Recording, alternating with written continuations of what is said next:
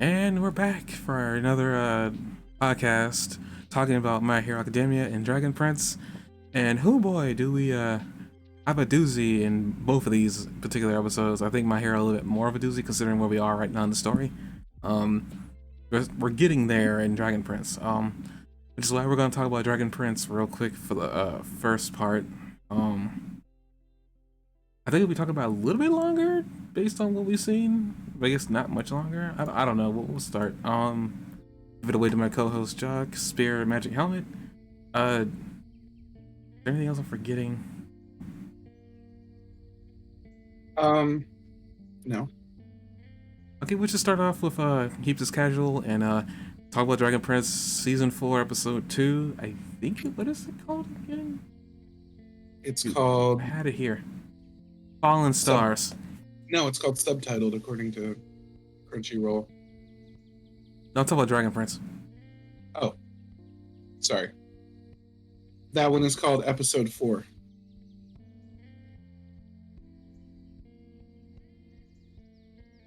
It's called episode 2, Fallen Stars. I'm giving you a hard time. I could see because there was a name to My Hero Academia's episode, League of Villains versus you. I was like, what? The only episode that doesn't have a name is the one prior. I didn't bring that up because I didn't think it was important last time. Yeah. But okay. So, what do you think Avaros is up to? I mean, again, he hasn't been present in this thing yet. I suspect. The fact that he wasn't present is actually very significant in the scene where Ezra's the wizard, right? I just want to make sure I'm not. No, I'm sorry. Callum is the wizard. In the scene where Callum in the previous episode was running his hands over the mirror, like we see that like he's got this mirror and he's like touching it and checking it out and everything, but like the guy is not appearing this time, which is interesting. Like he's choosing not to show himself to Callum. Do you think he's choosing, or did Baron, what was his name? Viren know how to activate it? Or is he no longer there?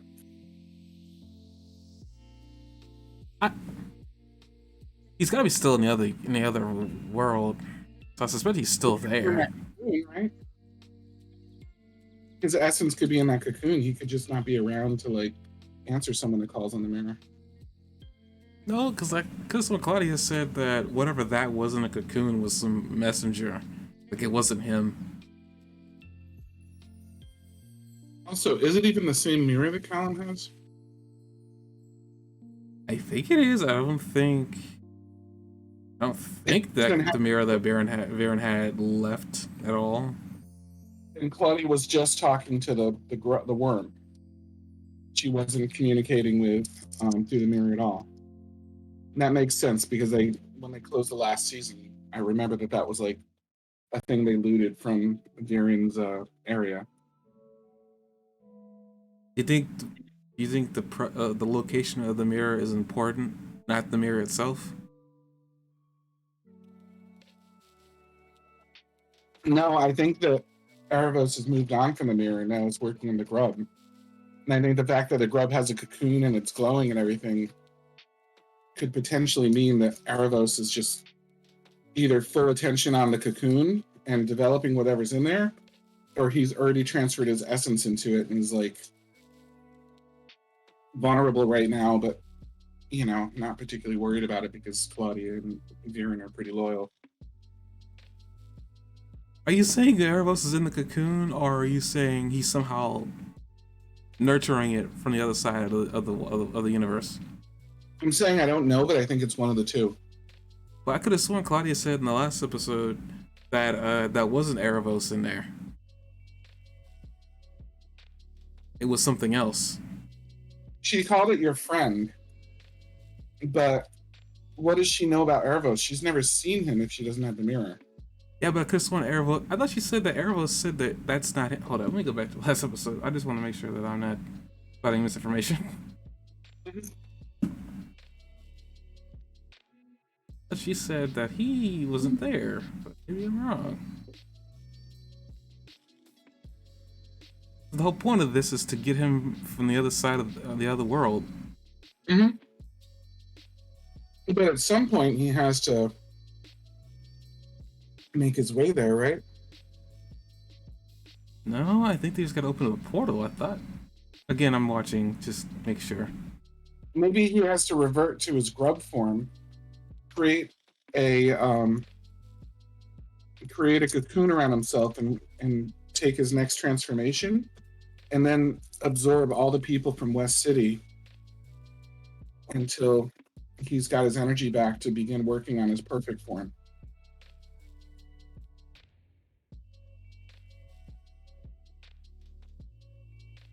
Did you just make a perfect Cell reference? Maybe.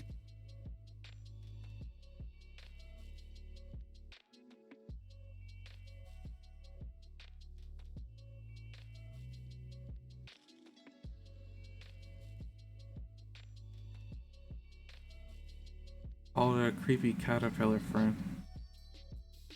She didn't call Erebos even though she knows Erebos' name. She does. How do we know she knows Erebos' name? And she said that the voice was speaking to her in her brain. I'm still watching. Give me a minute. But does she know the difference between the voice speaking to her brain and the creepy caterpillar friend? They didn't call it Erebos, but one minute. I don't care about what's happening here. Not here. Not here. Not here. That's this. Talk about the wedding later. Actually, a hot minute.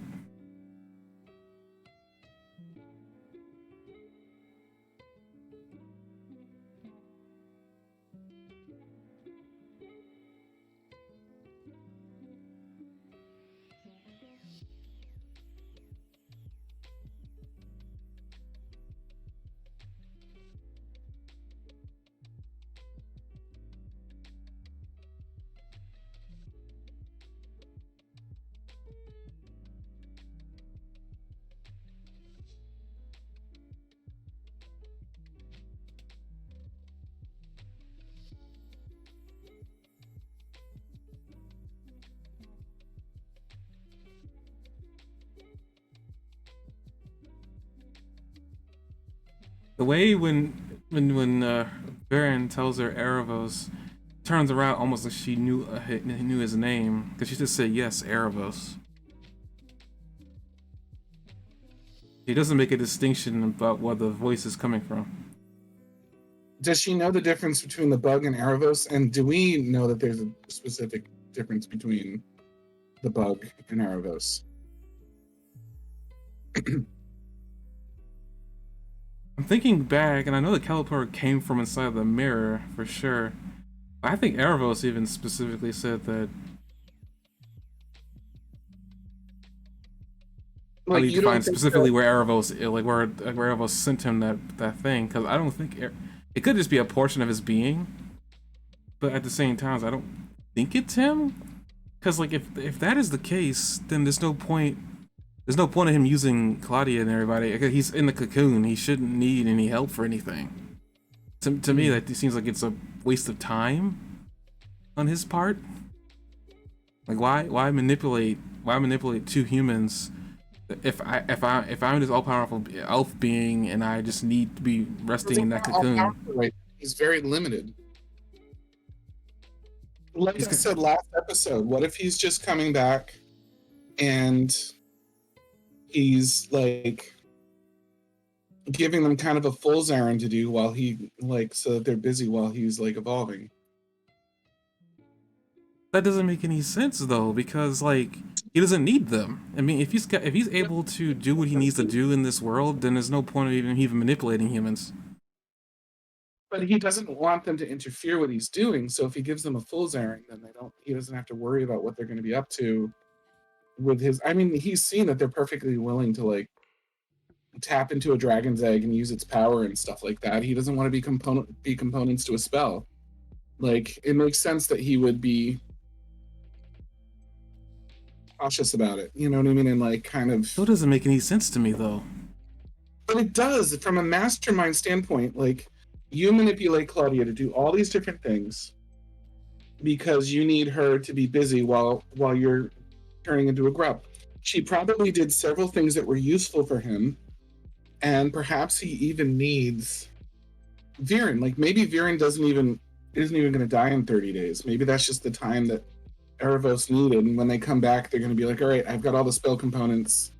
What do we have to do next? And he takes the spell components and uses whatever power they've gained for themselves because they've been on fetch quests to pick things up from the Dragon Queen. You know what I mean? She's done things that she can't even describe. They do something they can't even describe there, which is kill the most powerful Elvish wizard in the world. You know, by stabbing him in the back. Like they've done some terrible things, and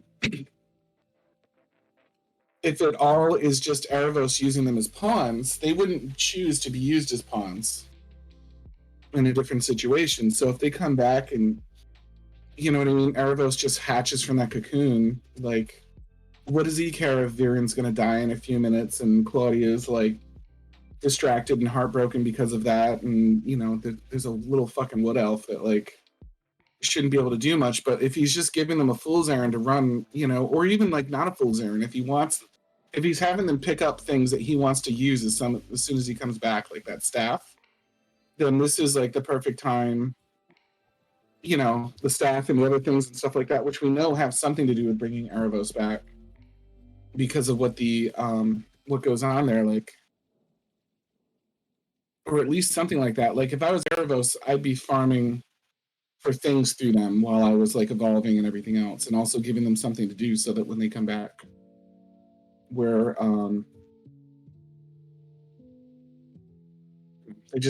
they're not thinking about how to use the cocoon, they're not thinking about harvesting it, they're not thinking about using its power. They're getting him the things. He's picked something that is in both Claudia and Viren's best interest. Viren wants to live. Claudia will do anything for her father. It sounds like fantastic manipulation, in my opinion. It is, but I'm still not buying it. Like, I don't know. I just, to Do you have me, like it seems like manipulating humans doesn't. It doesn't like to me. It's like, cause I still think he's trapped in that thing. I don't think he's in the caterpillar. I think he might have sent a familiar through the prison or through wherever he sent it to. I think that's really all that thing is a familiar. Because he, like, according to her, he told her that it's just gonna come out and guide them to where they need to go. Like to me, it's like I'm not like. It doesn't like to me. It's like. What's gonna hatch out of the cocoon? Hmm? What's gonna come out of the cocoon then? Something to guide them to somewhere. That's basically what I understood Claudia said. Mm. It's gonna like, help guide them to wherever they need to go to fulfill whatever he wanted them to fulfill. Your assumption is that he would never lie to them, and he's actually going to guide them to do something because he gives a crap about their interests.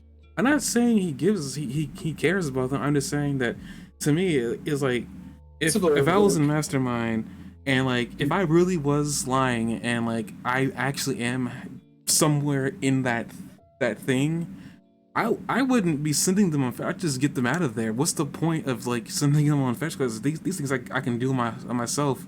They literally waited for 2 years. Yes, I mean Varen was like it was in a comatose state, but at the same time, it's like they waited full 2 years. They waited 2 years to do anything. Or it doesn't make sense to get things for them that like would help him transport his way back in. But no, I'm operating on the assumption that you're saying that he's in that cocoon. If he's already in the physical world, he doesn't need them. Is he coming to the physical world? That's my assumption. Like, I mean, like all this stuff they're doing, he wants to get out of the prison.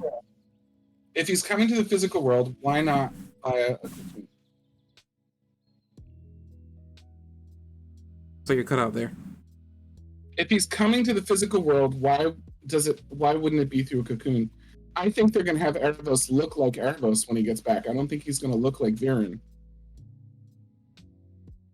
It makes more sense to me that, from even an animation standpoint, that Erebos looks like Erebos and it's not just a possessed Viren like when he comes out. The best way to make that happen would be to have the cocoon turn into Erebos, because the cocoon can turn into pretty much anything we want it to turn into. And the show's not like the show's not hesitant to like surprise us with stuff. Like the Dragon Queen wasn't what we kind of expected. You know, it was better, but it wasn't exactly what we expected. So I I don't know. The mean, thing I'm hung. I mean, is I exactly understand what what you're we talking. I understand what you're talking about, but I'm still hung up on. There's no point for him to be manipulated. He gave Claudia what she wanted. Yes, there's a telling time limit Claudia on that. it, but I just don't. There's no point to me. There's no point to him manipulating them. There really is no point. I feel like he could do whatever he wants. Game Hunter, there's no point for them to cooperate with Erebos unless there's something in it for them. Why would Viren do something for Erebos unless there was something in it for them? Well, Well, I'm just like I'm especially just like Claudia. continue. Continue. Well, especially Claudia. He promised Viren what he wants most, which is power at the time. He promised Claudia what she wanted most, which was to, take care of her father. So it's awfully convenient that he just happens to have exactly what the two of them want, and he's able to provide it from the other world, and why would he give them anything? Why would he give them anything unless he had his own purpose to serve? I mean, I agree with And it, but at the same time, I find it really difficult considering that, yeah, he manipulated Varen all that time for us, and he's, from what I understand, he's still stuck on the other side of that magical world. I think he's still over there. That cocoon, I think, is just some familiar he's sent over. I don't think that's him. okay, I mean that's possible too. But if that's the case, what is the familiar going to do? Like, lead them to wherever they. Hold on, I know she said that, like, what happened. Like, I know they mentioned, they actually talked about whatever was going to come out of that cocoon. Grub would have just been fine. The grub, instead of taking all this time evolving the familiar, the grub could have just sat in one of their shoulders or in his ear and like done its own thing and continue to do its own thing and lead them that way. We know it can communicate with them. So like whatever is coming out of there has to do something the grub can't do. Otherwise, there was no point in having the grub like evolve. So there's got to be a point to it. Like, what can this thing do that the grub can't? I mean, it's still the grub. It's just evolving. Okay, but why? Why bother to do that if there's another way to do things that's faster?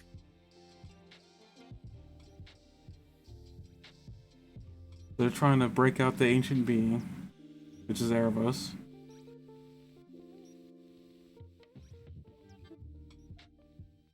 What is Uh, more likely than the grub being Erebos that you're so hung up on? Like, what the grub coming out as Erebos, or at least Erebos' form in this world? Like, what's more likely than that?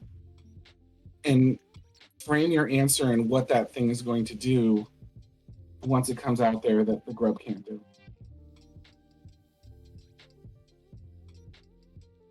okay, it And comes out, it I, turns into a familiar. I don't know what that familiar is going to look like or what that powers are suggesting, but like it's possible that maybe there is a position in their world that is linked to the position where Erebos is.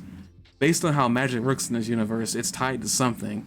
It is actually quite possible maybe there's a really powerful, like, we've seen like areas where there's magic, heavy heavy magic concentrated in a spot. It is quite possible that maybe since Erebos can't show them or figure out where the heck he is because he doesn't know where he is, and I guess he doesn't know where he was. He doesn't know where he's imprisoned. So it's a good chance to think that, okay, he maybe doesn't remember or where he got imprisoned. Like in the physical realm, it's possible that maybe the familiar knows something. It's connected to something in their world that it can lead them to. so let's run with that for a second. You're saying the way this universe works, the way the story works. When somebody undergoes a transformation, it's either a really big upgrade or it's a very much their detriment. So we've had the Dragon King transform into stone. We've had we've had Claudia continue to like have her hair turn white, and we know that something is like permanently draining her as she has this cost. We had that moment with Callum where he had the same thing where he was tainted permanently when he transformed a little bit. But then we also have the moment where Callum breaks through and understands his magic and grows wings, which is fantastic. Um, and that's a really wonderful transformation. And then we have Zim advancing from egg to dragon. So the transformations that we've seen so far in here are either like really big and usually involve like both times so far involved gaining wings or really dark and corrupting. Erebos isn't going to corrupt himself, so it's going to be a big upgrade transformation of some sort. But I just don't see the point of having a halfway between Erebos and the Grub. I don't see what that would do in the storyline. I don't see where it's going or what it would be needed for even. Well, here's the thing. I just looked at. Apparently, they need to get Erebos from the other side. What's the point of even lying to them? Like it doesn't. I'm still like you say that he's using them to farm stuff, so he doesn't have to do that. Okay, that makes sense.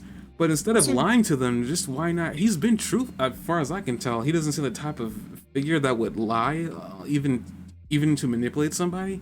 He'd like maybe tell half truths. I mean, that's still lying, but I don't know. It just I don't buy that he's in there because like if he really is that grub, if he managed to somehow escape in that thing, yeah. he was manipulating Varen just well in that world. He didn't necessarily need. On top of that, when Varen was using his magic in that last season, he was growing.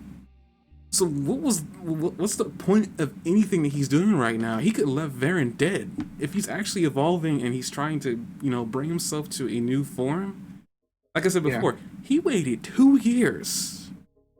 That's a waste of time in my opinion. I'm Only like, 2 years. You need 2 years. His power in this world is very limited and entirely dependent at the beginning on Varen's cooperation.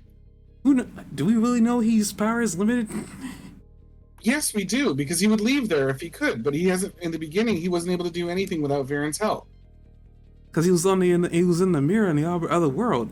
I'm talking about And like in the if when he's physically planted in the world in the world that Varen and everybody is living in. what's he gonna do in grub form? Break into the Dragon Prince's like in the Dragon Queen's lair, get into her treasure hoard, and bring something that's bigger than him back? So, or do the horrible things that Claudia had to do that were probably very difficult as well? He's a grub. He needs time to grow. Like as he was working with them, he was growing, and I don't know if he was leeching power or gaining power from sacrifices they were making, or what he was exactly gaining. But he's growing, and what caterpillars do when they put themselves in a chrysalis is evolve into something. If I was him and I could evolve into one thing, it wouldn't be like a familiar. It would be my avatar in that world for my physical form. But he And was manipulating and growing on Viren's shoulder the entire last season. I don't think he needed. I mean, something is not adding up. I don't know what it is for me. I mean, I guess you're seeing something that I'm not. I mean, I guess I'll just disagree. I just don't. Something is not adding up. I don't believe if I need something else needs to happen for me to believe that he is literally in their world in a caterpillar form. Because like, I mean, yeah, we haven't seen him anywhere, so I'm guessing you could make the assumption that he must be that thing. But I just don't buy it.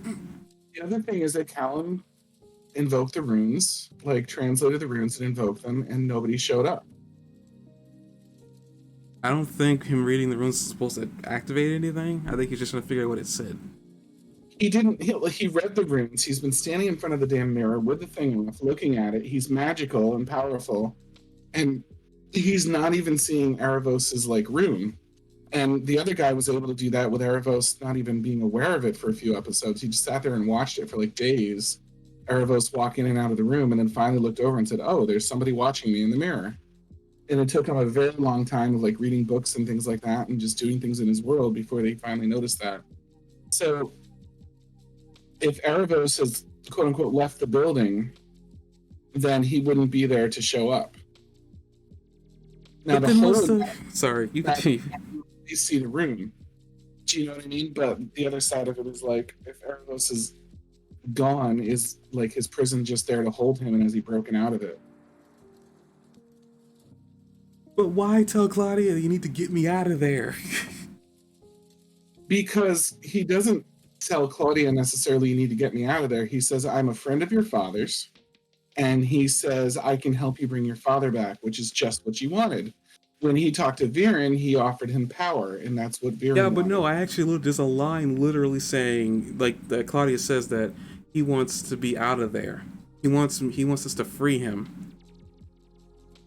There was a Oh, line literally saying that in the show. do you remember where it is? I don't remember that part, to be honest with you. So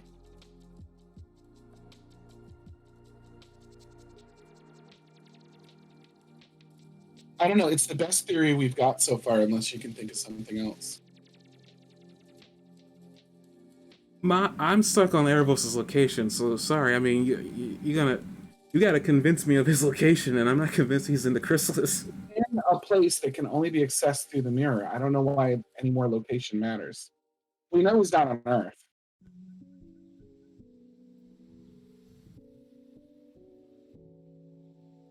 Or, he's not in this world. He's not in Zadia or anything like that. Or if he is, it's in an entirely inaccessible magical prison that wouldn't do anything.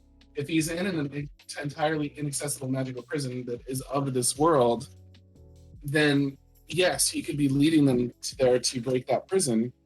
But I still don't get the familiar unless the familiar is going to like be able to fly, like the last two people that transformed, and then fly them there, which I guess is possible. Seems like a lot of work just for flying, but like because there's a lot of things in this world that fly, but that could be it. I mean, if that's what it is, I mean, a cocoon turns into flying things, so I'll give you that possibility for sure. I don't know. No, I'm listening and just saying that, like, I feel like he was said that he was trapped in a prison that's nowhere in that world. He doesn't even know he doesn't even know where it's at. Uh-huh. Which is why he was communicating through the mirror.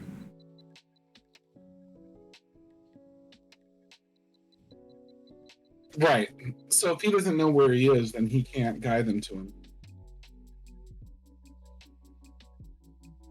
Man, I don't know for sure what the thing is supposed to be, like what its use is. I'm still just not convinced that it's Erebos. Because to me, that seems like a lot of work. If he was trying to get his body, I feel like even having those guys farm for him, it just seemed like a lot of work for no payout. It's a lot of work because it's his only option because he doesn't have a presence in the world except through their willingness to cooperate and a reflection in a mirror. I mean, I get you're convinced that I just, a part of me is really having a hard time dealing with the fact that he's like, it doesn't, to me, somewhere deeper, so I can't like I can't parse that being him. Yeah, I think he's more powerful than he actually is. I don't know. Okay. I think he's the most powerful thing in this world. If he shows up, he'll be the most powerful thing in this world.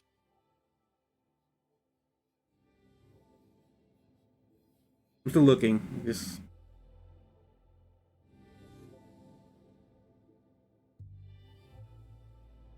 I mean, this is for a conversation. Differing opinions colliding. It's not really a differing opinion. I just don't. You just haven't offered me any solution. Period. Like, I have an idea and you don't have an idea, but you don't think mine's right, and it's fine that you feel that I way. mean, I But have a gut feeling. I just don't think it's him. I'm sorry, I can't exactly prove my yeah. point.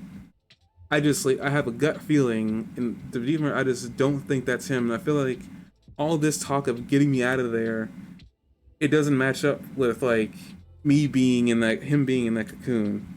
If I was telling somebody that I was trapped in another universe that I don't know where the heck I am, but somehow I'm giving you a caterpillar through a mirror to help out, it's like as a way to get me out.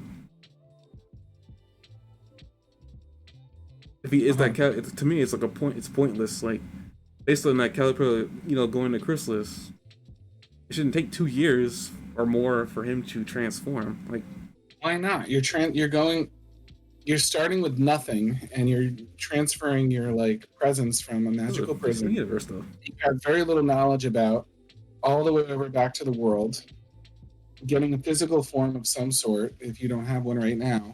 It sounds like a lot of work to me. You know what I mean?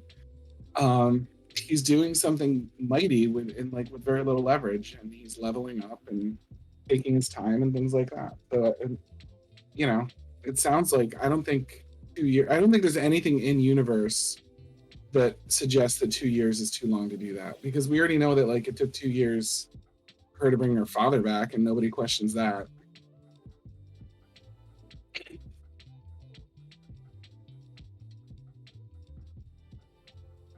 If it takes 2 years to bring a father back from the dead, and I think it's reasonable to think that in the same universe that it could take significantly long time to bring somebody from a magical prison, possibly in a different dimension when they don't even know where they are and their only connection to the outside world is a mirror. I mean, for the first few days, he couldn't even speak. Like, he needed the grub to be able to speak at all. He was just kind of like pointing at things and stuff. Remember? Yeah, I mean, I get all that. I just find it difficult for that to be him. Okay. I mean, I think we've used up this topic then, but so we have the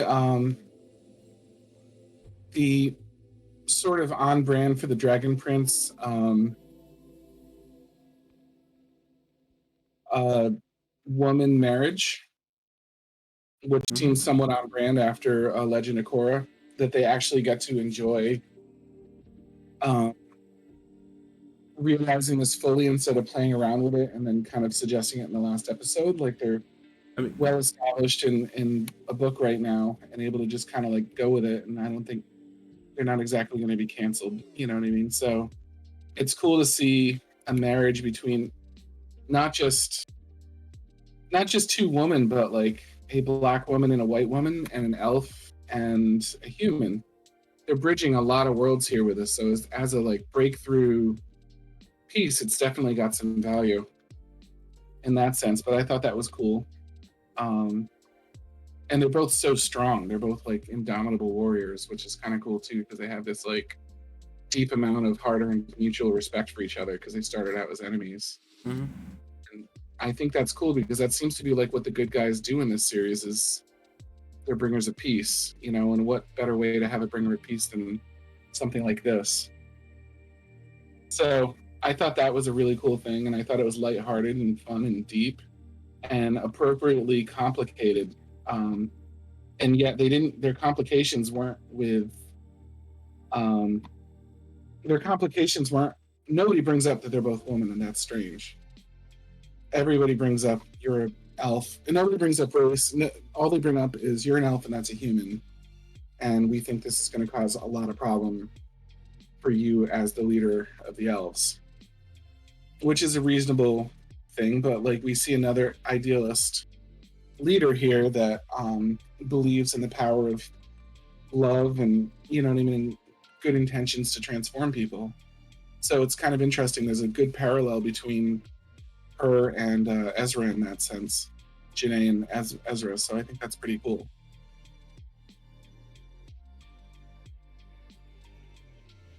No, I agree. So I was just like, I'm still looking. I just want to give you a chance to talk. No, it's fine. Um, I mean, I mean, her brother. I feel like I don't know. Maybe I'm reading too much into something that's not there.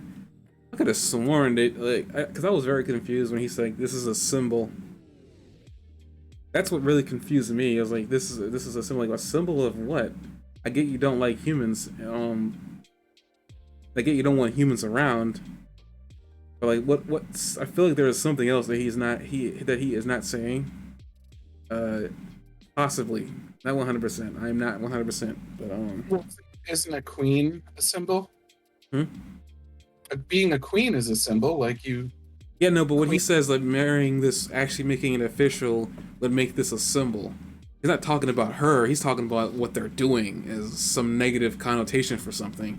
I get they don't like Mhm. humans. That's obvious, but it's like they aren't the first human and or elf couple. I mean, none of them are officially being married. So there's I guess you can't really compare them. But her brother was very against it, and I feel like there was something more to it than just it being about her marrying a human. I think there's something else that he's not saying, and I don't know what it is, and it's possibly nothing to do with them being lesbian. I mean, after you said that, I was like, you know what? Yeah, I'm going to drop that. But whatever it is, he as they're walking away, he says, "Don't let it be a symbol." I get that being a queen's a symbol, but he was talking about something completely different of being symbolism.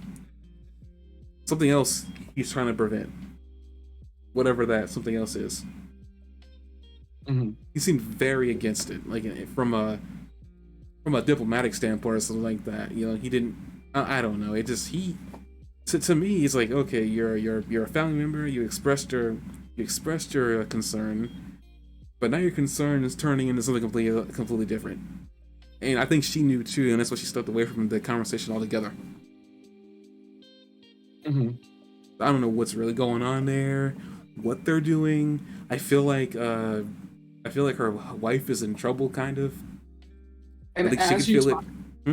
I'm getting this. As you talk about this, I'm getting the same feeling that I got from Ezra's Kinghood when I was talking about how I feel like there was a lot more going on there than was apparent. So I think that's especially interesting because of the what that invokes in my mind when you say that. I'm like, yeah, that really tracks.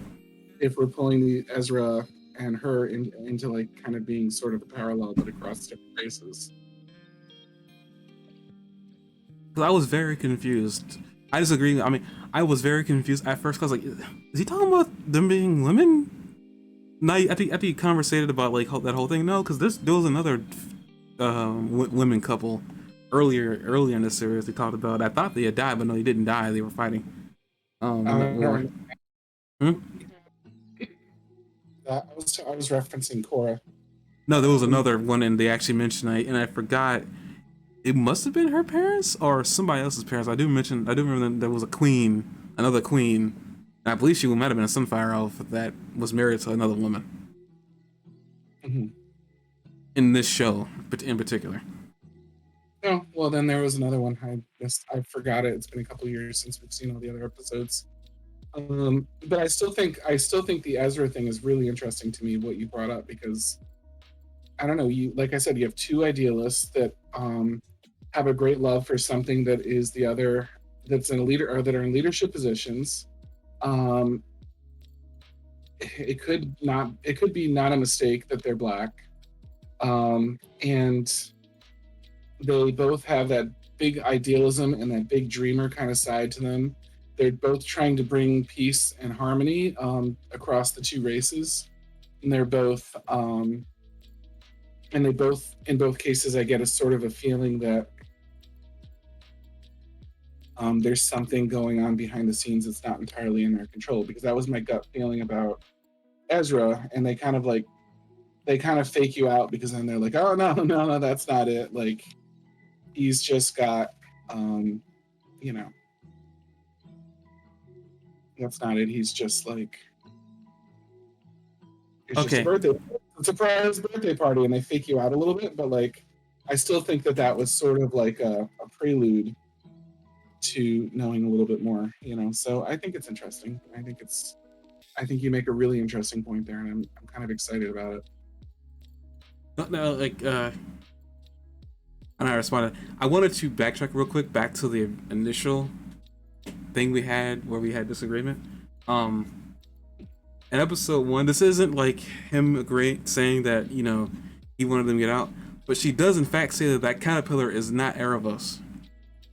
Now that still could be he lying to her, but she does say that it's not Erebos. Well, if he says it's not Erebos, then it can't be Erebos. But yeah, if they're telling the audience that, it's going to feel like a cheat if he turns out to be Erebos, and that's not how this series works. So then I'm really curious what that caterpillar is, because it doesn't make sense to me for it to be anything else. unless, like I said, it's going to be a surprise and it's like going to fly them somewhere or have an ability to take them, do something for them that they can't do right now. But I don't think it's just going to be like a wolf or something. I think it's going to be. Now, she does say that he's trapped in a magical prison somewhere. That doesn't exactly mean that it's off, or it could be somewhere on, and I just misunderstood. Um, which is weird, by the way. Is he trapped? Well, I guess he's in a magical prison, so he is trapped. He's either in a magical prison or another dimension or something that's keeping him tucked away. And she does say they need to find him and free him. This is like all happening at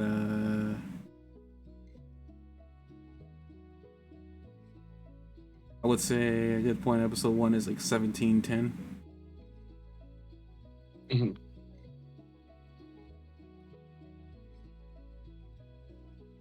Now, whatever the chrysalis is.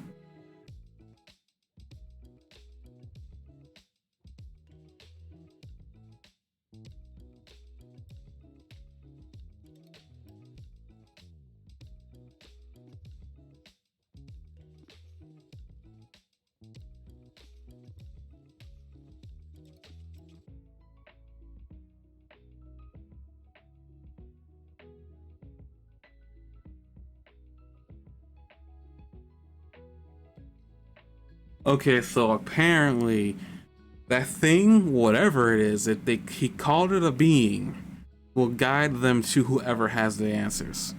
So I'm guessing it'll guide them to whoever imprisoned him there, or somebody who can get him out. Mm-hmm. So there's somebody in this world that can, in fact, get him out of there, whoever that is. Okay, that was burning me on the inside as we were doing this. I was trying to figure it out. A lot of things burn me from the inside too, so it's okay.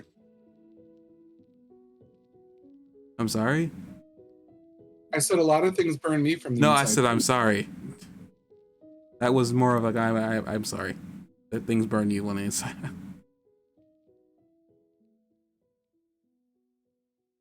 Okay, I will drop this now.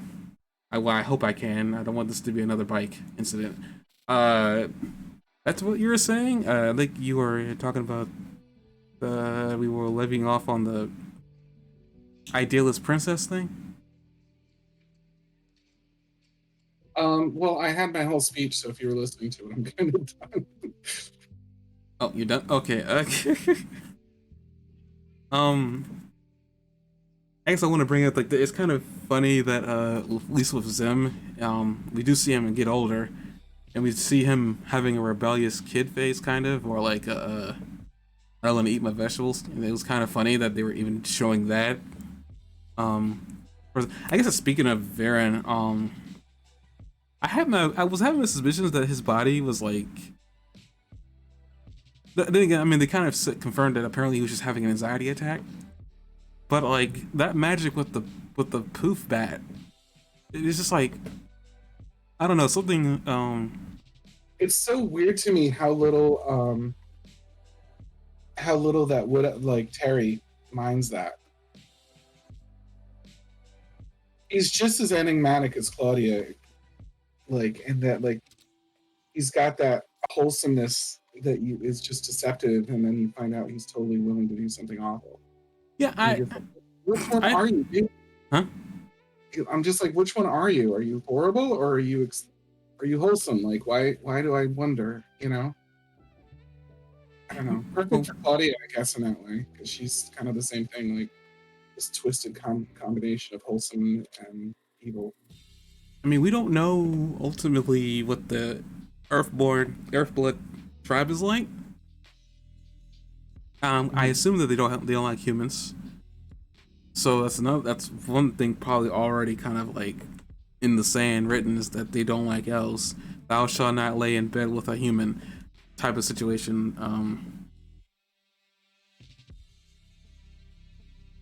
I guess that's still like in set in stone. But yeah, I mean, he is weird. Like how totally fine he was with the dark magic and his willingness to stab that wizard, you know, a fellow fairy creature elf in the back, and Like he's just like Claudia in that, like he's sort of damned and okay with it. I I'm still on the whole like I don't know. This one I probably had to let go in terms of like after I saw her kill that bat thing, I was like, does she know that she's killing them? That I'm still confused by. Because I feel like if she knew she was killing them, she would not be fine with it. But maybe she does know and she doesn't care. I mean, granted, she said she do shit to do things she didn't know she could do. But I guess that comes down to she must know she's killing things. I mean, I just have to let that go. Like, I don't know. I really want to root for Claudia, but I can't. I'm so confused whenever I have a scene with her. I'm like, I don't know whether I should be rooting for her or like disgusted by her. I'm in the middle, and I don't know that's a good thing.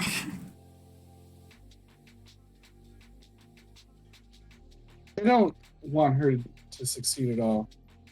Hmm? I don't want Claudia to succeed at all. Wow. Okay. Well, we know what side on the French you are. I guess speaking of that, Claudia. I just don't Hmm? feel bad. I feel bad, but like. Sorry, I did not get any of what you just said. Oh, I said I want to like her, but she's kind of like lost me. Like I want to like her, but like there's nothing to like other than wanting to like her. Do you think she's evil? Is she's just got a good poker face? I think she's done an awfully long list of evil shit.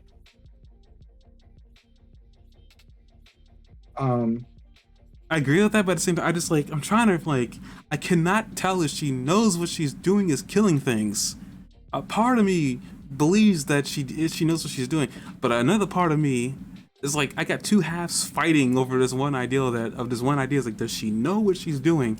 The side that says that she believes that she definitely knows what she's doing is like presenting all these arguments, slapping the other side in the face with them, but they still won't take it. That's where I'm at right now. I don't know. I've never been this confused of a character before, ever. Usually, she said some things I didn't know I was capable of doing. Like she is also learning the depths of how horrible she can be. You know.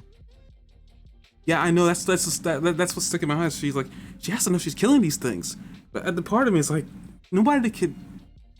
I guess my thing is like, okay, dark magic comes at a cost. Varen, I thought was losing his humanity, and he probably was, but I think you're confusing love with goodness. Love and goodness are two separate things. Love brings out the best in somebody, but it's not. Love doesn't make you a good person. It brings out the best in what's inside of you, but it doesn't change what's inside of you. Do you know what I mean? I get it, but I don't.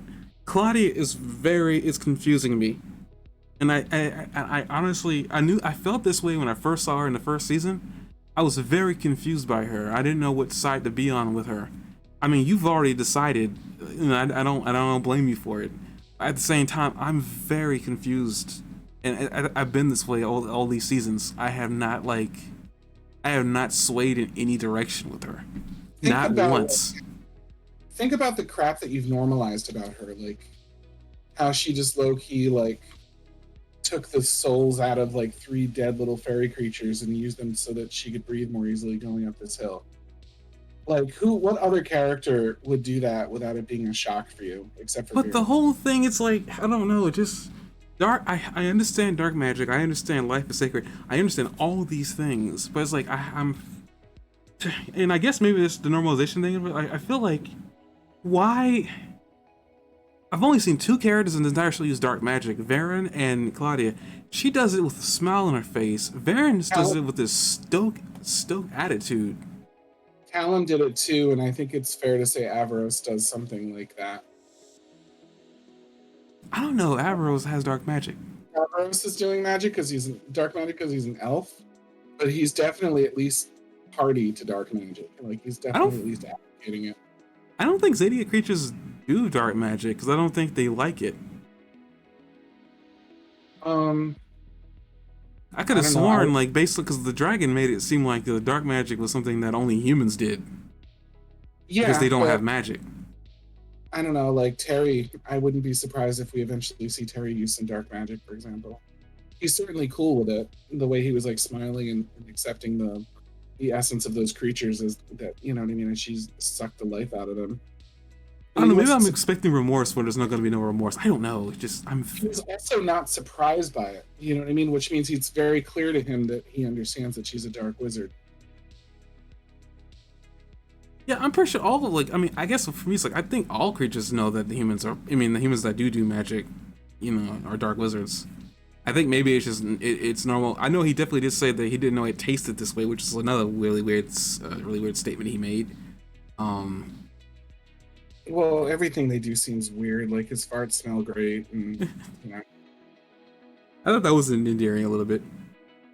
I Um, could take fart jokes, but it's not the first time these writers have done fart jokes. We had a really good time with the Airbenders. So yeah, no, I don't. I think I'm 4 seasons in with her, and I'm still very confused. well, that's what they want you to be, but I don't see a path to redemption in her anymore. I think that I don't know, like maybe she at some point she regrets what she does and changes her mind, but her sins are mounted up now, and some I mean she's proven that she was capable and I think proved that she knows what she's doing, even though you're not sure. I think that lines like yeah, I've done things I didn't think I was able to do Maybe when she did, definitely she cried and like definitely she cried and everything. So I know she has. I just I don't know. She could be a psychopath, and that's the end of it. Like, for me, I was like, I don't know. I was like, not that's like a sociopath, but I don't know. It just. I mean, you like. I guess you remember all the things she's done. I guess for me, it's like it's not enough. I'm like, I like characters that can be redeemed or in the act of redeeming. Because I mean, I didn't think Varen, to me, and I don't know how you feel. I didn't think Varen could be changed, and here we are, him talking about like how maybe he wasted his life chasing things he didn't have. Granted, it doesn't wipe the slate clean in terms of like what he's already done. But I'm saying I feel like he should be given a second chance, in my opinion. Because I mean, second chance is his second life, I guess. But he's like, well, maybe I can just like, you know, maybe he's like, maybe I can just chill, not spend the rest of my last 30 days like trying to make this work. I'll just but chill for I 30. think that that's good though. I mean, he's accepted that he's dying, and to me, it's like okay, he's accepted he's dying. He's accepted that he's done some horrible things. He's using death to atone. Now, some Is he people would say using, death is an escape, but I don't know. is he using death as an escape and not to atone? Like he's scared out of his mind, like going up that thing. Like maybe it's not so much that he's like changed his mind, except but like he's lost his nerve and doesn't want to like is a little afraid to go for power now because he's straight up died. I think it's possible that he's more lost his nerve than changed his mind.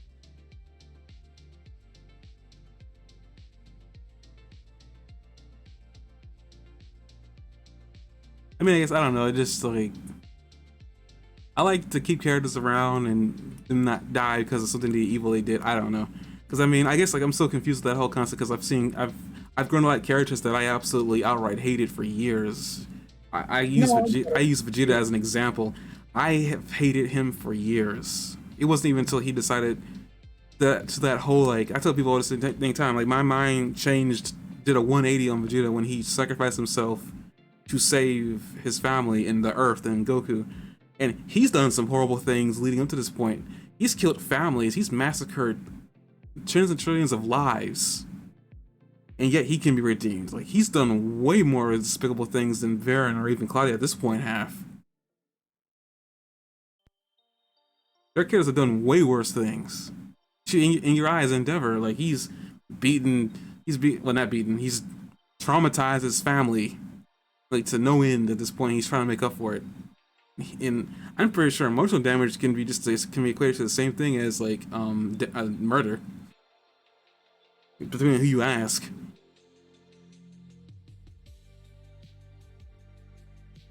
yeah. I just find it really difficult, like you know, That's why I'm having a difficult time because like Claudia is she's not afraid to show her emotions, and I just feel like she's got to know, like even if she doesn't want to stop doing dark magic, she's got to know that it feels evil and icky, but she doesn't even admit that. But maybe she's just a sociopath. Maybe she's just emulating the emotions, and we'll find out at some point later on too. Because I mean, yeah, it's really weird how utterly okay she is at just taking life. She lives in the moment very much. Like she could be doing something and then get distracted by like something shiny and completely forget what was going on. You've seen that with her a lot, where she's like, oh, well, oh, and then she's completely forgotten. Mostly earlier in the series, but like there was a lot of her just swinging back and forth with the breeze, and it's like the only thing that anchors her seems to be her father, and he uses her as a pawn, just like I feel Averos is probably using I them. guess maybe it's her airheadedness that's like I just don't understand. I just don't know, and her airheadedness is throwing me for a loop because characters like that are like her kind of aren't airheaded. Like like I mean, they might appear to be, but they're smarter than they look. So or like they tend to be. I just don't know. It's to me, there's a lot going on with her that I don't completely understand, and the dark magic is throwing me for a loop. And it's like a giant magic batch of BS that I just don't know how to sift through. And I'm so confused by it all. And I don't know if I would really truly be. I mean, I don't blame you for made your decision on her. You've already apparently sifted through it all. I'm still in the middle of it all, just trying to figure out what the heck is going on here in this massive dark cesspit that is her mind. And I Yeah, probably won't be able to sift through it all because you've already done it. You already made your mind. You probably haven't sifted it all anyway. But you just already made your mind. I was like, I don't know. I can't make a mind of it. I think I'm in the middle. And I don't think her character is meant to make you confused. I think her character is meant to make you make a decision early on about her. And I know I was never able to make one. I was able to make decisions based on other characters, but her character is the one character I haven't made a decision either way. She could die, and I'd still be like kind of indifferent because like I don't know where I was supposed to be with her on what side. mm-hmm. I feel bad for her fat father. Like I think her attachment to her father is really bad because I mean, regardless of how you felt he was feeling in that moment, and he's talking about I want to enjoy my last 30 days. Attachment to that level that she has, it's very evident how much of attachment to her father she has. It's not healthy. It drove her to the ends of the earth just to revive him. I don't That's not good. I find this word very tiring, especially if you've ever spent more than say 20 minutes on Reddit. But do you think that there's like a suggestion of kind of like grooming with her, where he's like sort of like raised her to be his like disciple to some extent, and while he might still have feelings for her, his original purpose for like tagging her along with him was because he needed a tool? No, I don't think he. Maybe he groomed her accidentally, but I don't think that was his intent with her. It seems like in the early episodes, right now he's not really in a position to use her as a tool. She's like kind of calling the shots, but in the early episodes, it definitely seemed like he was willing to sacrifice a good. He was at least willing to sacrifice his son, and it seemed like to some extent he might have been willing to sacrifice her too. At least the question came up in my mind. I never had that question with him and her. I honestly, every interaction I saw, I mean, even the ones that he was telling her to do things for him, I feel like, and this is a really weird way to, this is a really weird word to use with Varen in a sentence, but I feel like he was good intentioned. Because like there were things he was not willing to let his daughter do, and like that whole dark magic thing that turned her hair white, he was keeping her away from that. There were some things that he wasn't letting her do. Varen And already it, had like made that plunge, and he was not willing to let his daughter do it. She kind of a only. dad Hmm? if you're letting your daughter. How good of a dad are you if you're letting your daughter basically like sacrifice bits of herself for dark magic in the first place? It's one thing to be like, you know what, I'm willing to come to terms with this myself and understand that my play for power is like um part of my mission. Do you know what I mean? Is to lose bits of myself and sacrifice my friend, you know what I mean, my best friend and things like that, and I'm using them as stepping stones. It's another thing to simultaneously claim to be a good father and still allow your daughter to learn black magic and all that stuff. Like that's just not something you teach your daughter, you know. If you worked in a coal mine, you wouldn't bring your daughter in to work in a coal mine with you because a coal mine eventually kills you, you know.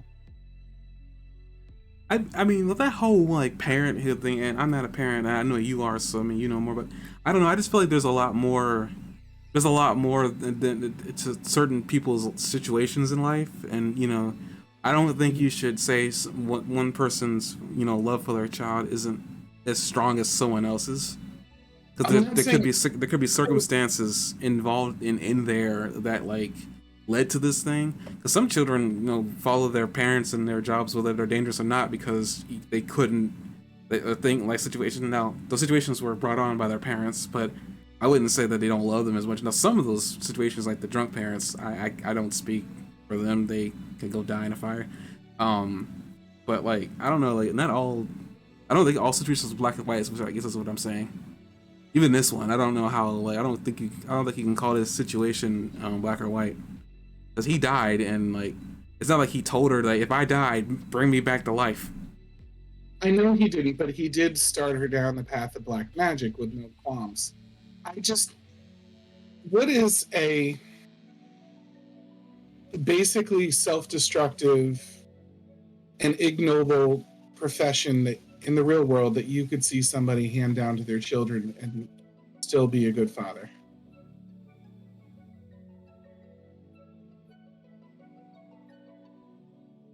Like we can't, I'm not talking about like firefighter or something, you know what I mean? Or legionnaire, or you know what I mean? Someone that defends your home from something or anything like that, you know, where firefighters in danger, but you're proud of it because it's a selfless job. And if your kids did it too, you'd be proud of them. I'm talking about something dirty, like drug dealer. Like, is there someone that can be simultaneously be a good father and pass along how to be a drug dealer to their kids?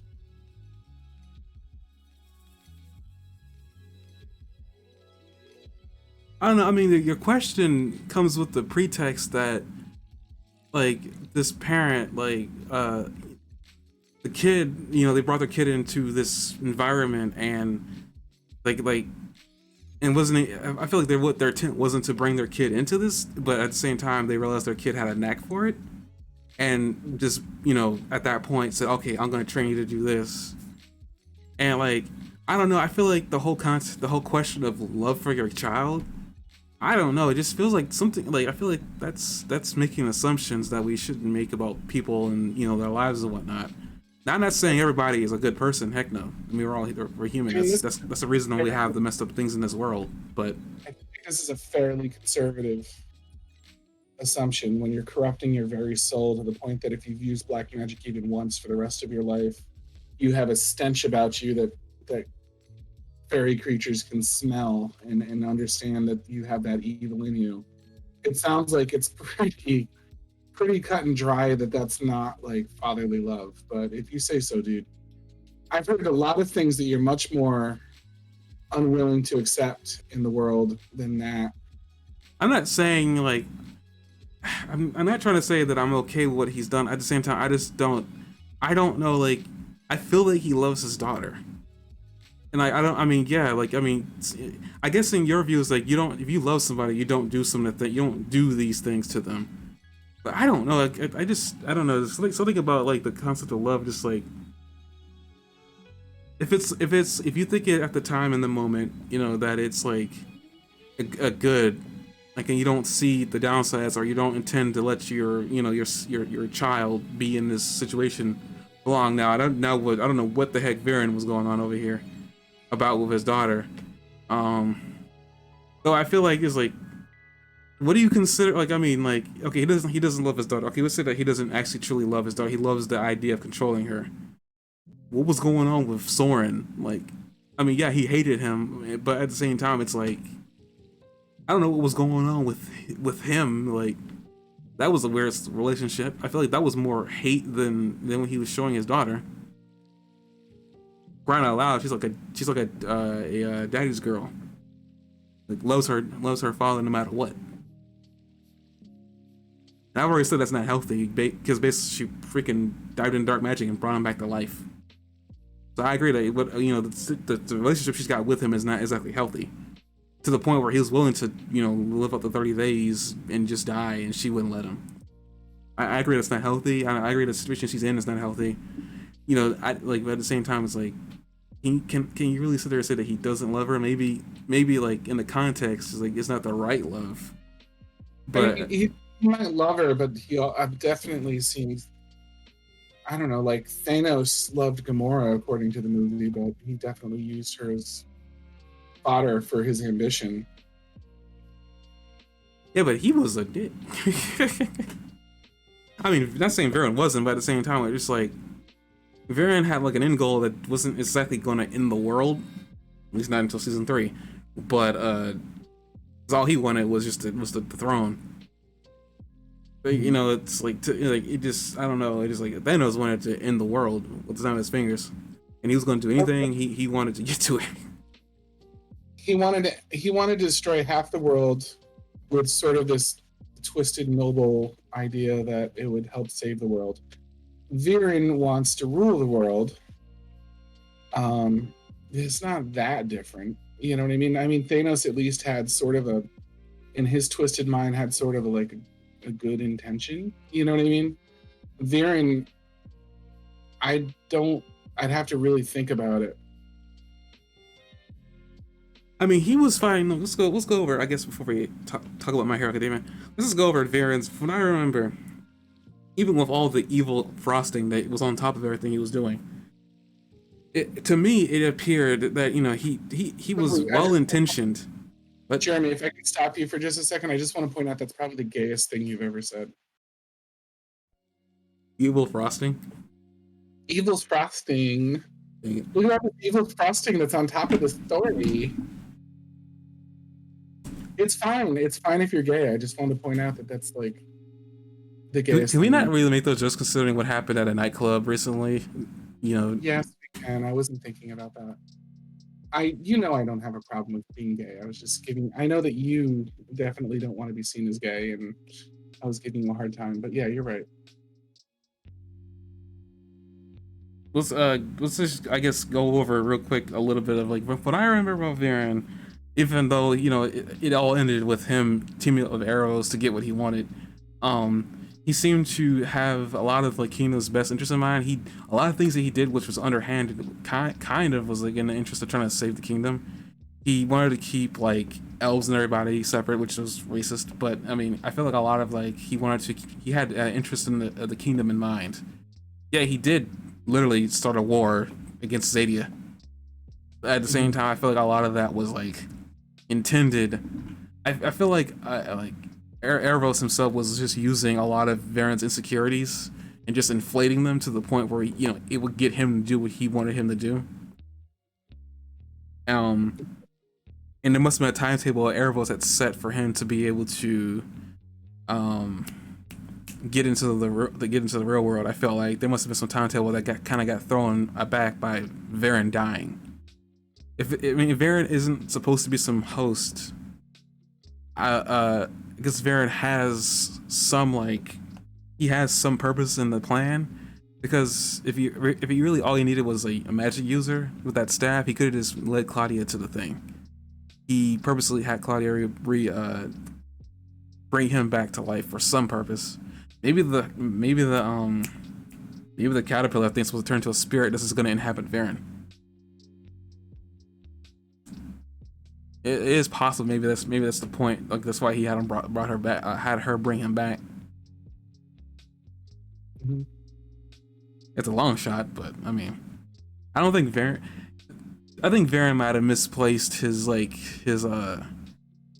desires with his ambitions, and kind of got muddled. Like the line itself just is dissolved. So what he was doing was evil, but at the same time, I guess he didn't see it. He thought he was doing the right thing for the kingdom, because there are people that do that muddle that line between good and evil, and they don't see it because they're so set in what they're trying to do.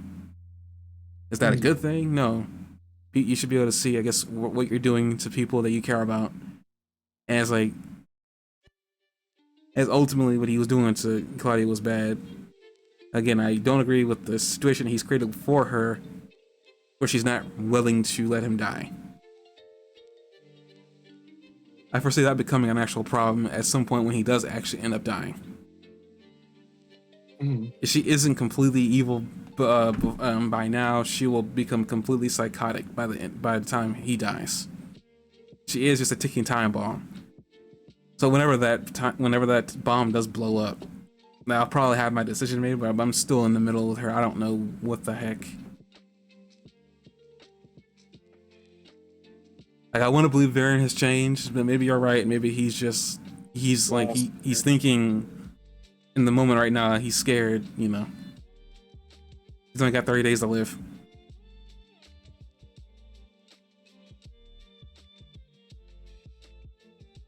Yeah. He's gonna live like he was dying. He already died. In theory, he shouldn't be afraid of anything anymore. What does that mean? He already died. Was he like undead? He should be a zombie, but I know he's not.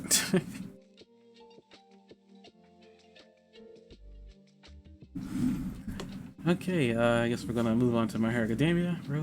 Well, let me flip through this and see if there's anything else.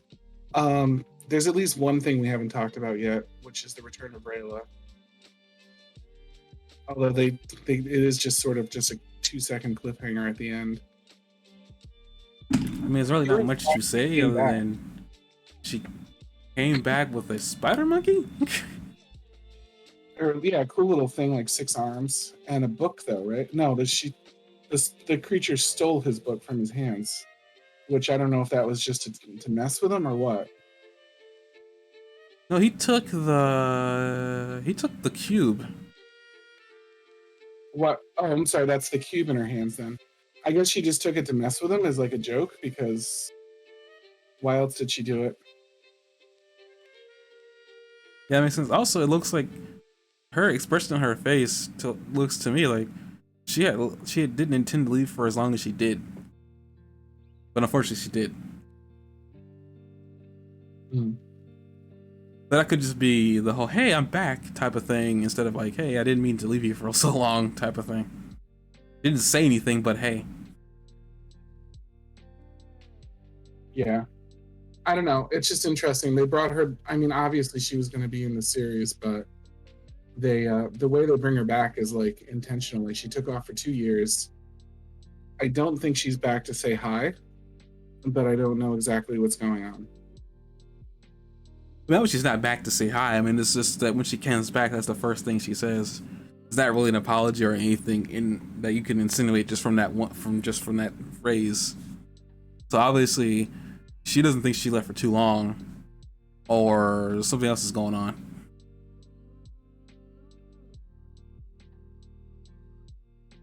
It could be a hyperbolic time chamber thing where she went into a chamber for a certain amount of time and didn't realize that time was passing her by that quickly. I doubt that'd be the reason that they give, but eh. They probably won't know the answer. We probably won't know the reason why she left until the end of the season, I suspect. Yeah, I don't know why she left either. But what I'm seeing, in my opinion, with this is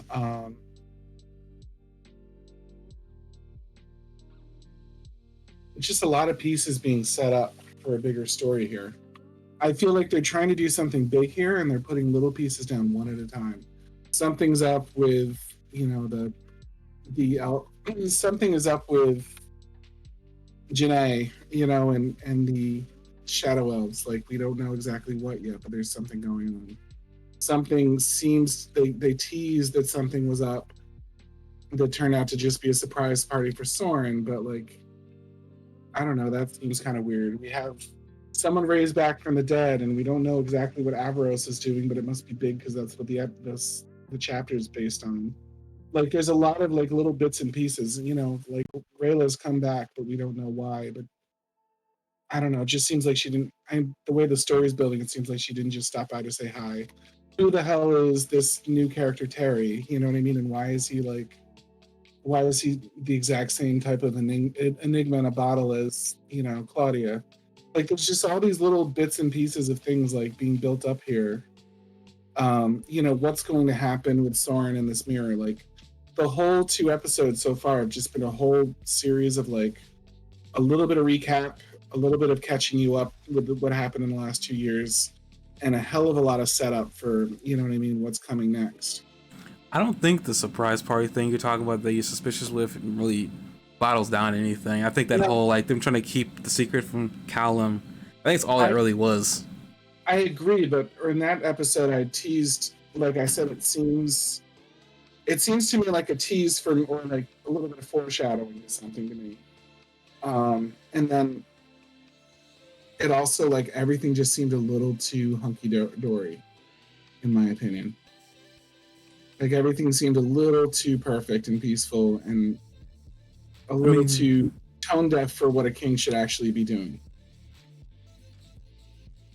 We know this guy is an idealist. Like, we know that Ezra is an idealist and that he makes it work sometimes, but I don't know. It's asking a lot to be a king that is using most of their time to do things like include bait on the council and pick like the head chef's new title.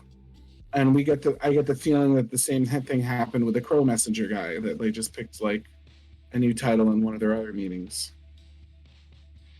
So I don't know. It's got some legs going. You know what I mean? And I think that they're putting a lot of pieces, moving parts together because it's going to be too complicated to explain unless they take their time to establish all this stuff.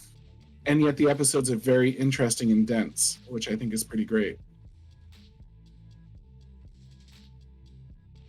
man, I agree that there's something going on. I think that's just the birthday part. Now, I've been wrong in the past about certain things that I didn't believe were important. We'll see if that whole them keeping a party secret from Callum is really important for something later on, and who knows, it may be. Who really knows?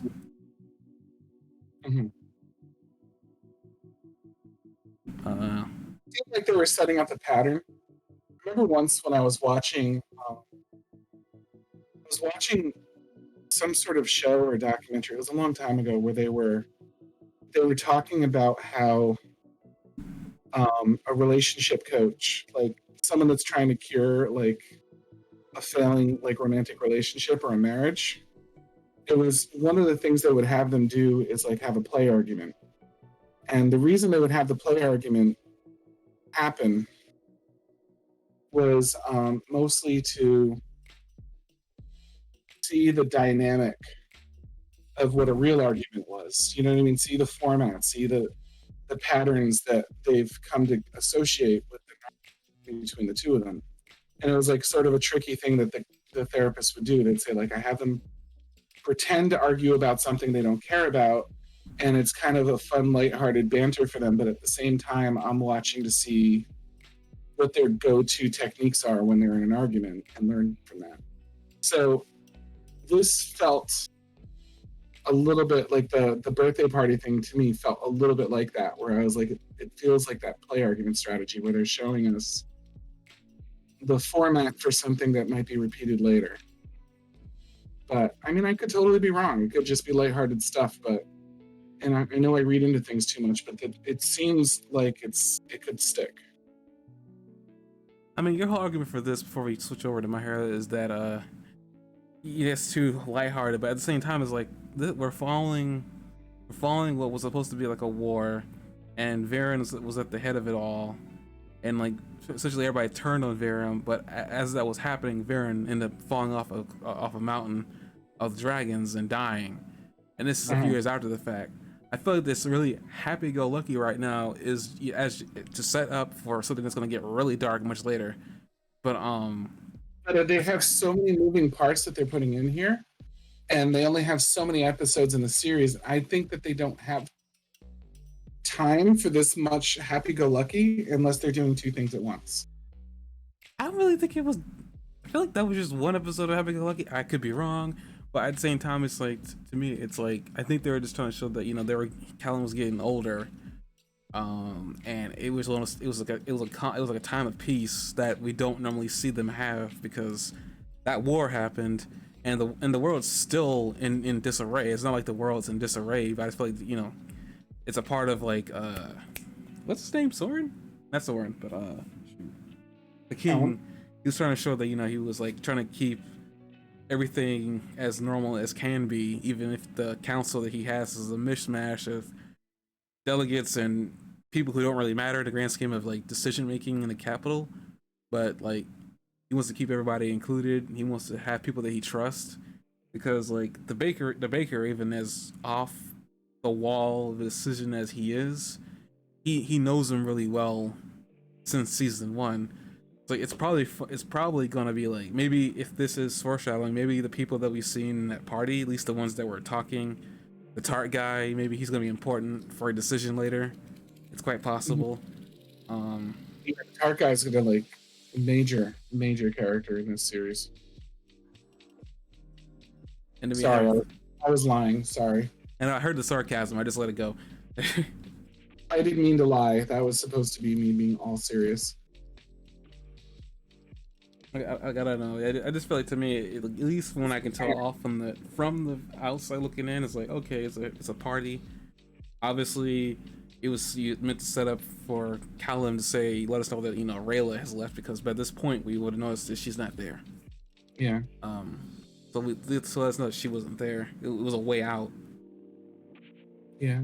But I don't know. Maybe there is. I mean, I know they got 9 episodes, but I feel like they can fit a lot into an episode if they really because they don't really drag their feet too much. Yeah, it's an incredibly dense episode, but I'm giving it credit for being even more dense. Okay, we got like an hour in here, so well, an hour 28 minutes, almost an hour 30. Let's Almost an jump. hour and a half in. That was the quick um, Dragon Prince run through that you were talking about, so we could get that out of the way, and you could go on your giant rant about how much you love this episode of My Hero, which I don't get because it's clearly a filler episode. Gonna ignore that as he continuously try to fill in the. Thank you for the follow, Electric Maestro. Huh? That was good timing. But onto My Hero Academia episode 8. Eight. Sound effects. The sound effect just played, and I lost my train of thought. Dun, dun, dun, dun, eight, dun, dun, dun, I think dun, it's episode 7. dun, dun, dun. Episode 7 of My Hero Academia. UA versus the League of Villains. As Jock is in the background Ding, trying to help me. ding, ding, ding, ding, ding. Dwa-na-na-na-na. Sorry. Are you done yet? Yeah, I think I am. Are you sure? No. I had a feeling. Okay, I'm sure. Okay, this episode we have for the most part like the lower, not lower, but like the other half of the class 1 from UA fighting Gigantomachia this entire episode. I feel like there was a lot of things that kind of happened here that really got me amped. Also with the Endeavor versus Shigaraki along with Deku, I think we see that happen at the end of the episode. But before that, we essentially see Yagirosa Okuriti, for people who don't know her name, you know, lodge an offensive against the Gigantomachia, who had been barreling towards trying to find Shigaraki, or Master in this case. We see that he's very hard to take down, but they managed to form a plan really quick with Mudman being the base. I was actually kind of impressed how easily they were able to catch him. I'm Am I correct? starting to it's like I'm starting to think of Mudman being kind of like a student version of Cementos. And I don't know if you'll be able to get what I'm talking about there. Like it's not super like obvious, but like he's got that sort of like AoE feel to his ability. And And while he's not making something rise up, he's kind of doing the opposite. But I feel like he's almost as useful as Cementos in like a widespread level kind of battle, and his fighting style is kind of the same too. That he's got this like one really good, really powerful trick, and it's not super nuanced. You know, like Cementos can't like create statues or that we know of. He can just kind of like splash cement and make big walls and stuff. Now I get that he's a good all arounder. I mean, that's kind of what they've been like. I think they said that like the thing was that he was dependable. It's basically the words they were using and plastering all over Mudman. He also seemed very indifferent to everything. He seemed to be the one guy who seemed to keep his cool. So that was interesting. But yeah, a lot of what was happening in this episode was like interesting. They were using a lot of like good powers. Creativity was, like doing her thing, like make sure everybody had some sleeping gas, 30 milliliters, I think, to knock him out. That was intriguing. We also, as they were like launching their offensive, and they missed all their, all at least for the people that we did see throw their jug at Gigantomachia as their mouth was open, because I didn't realize this, but apparently after he disappeared, I was like, oh, Kami Woods was still on him. I didn't see him there at all. I only ever saw Mount Lady. By the way, I was like, dang, like Mount Lady is not giving up. Mm-hmm. I'm surprised. Like, I thought she would have given up a long time ago, but no, she, like, try as she might, she was trying to be as helpful as she could. Especially with the whole Asui, Asa girl, Pinky. Yeah, that's her hero name, Pinky. When she realized what they were, 1A was, the class was trying to do, which is trying to put him to sleep. She was trying to get his jaw open. Also interesting. We think that that's probably an attempt to kill him that they've censored down a little bit, right?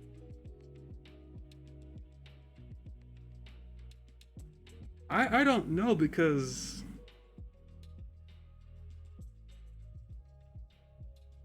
I really don't know. That's all I was trying to figure. Like last episode, you said that it was. I thought after a while too that maybe they were just trying to. But like in anime, they don't like veer away from the term death.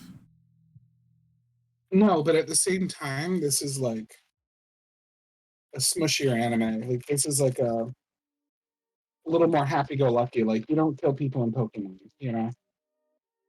Like there is an anime set that you can, to some extent, expect there not to be death in. You say that, but they don't even. I mean, like if they were happy go lucky, like blood shouldn't even be a thing that they show, but they don't veer away from that. Mm-hmm. And there hasn't been a hero that died. I mean, it was like I think a B or C class hero, but there was a hero that died. Um, almost called him Deathstroke. Twice killed him before he died. Well, his clone did, but so there has kind of been death in this show.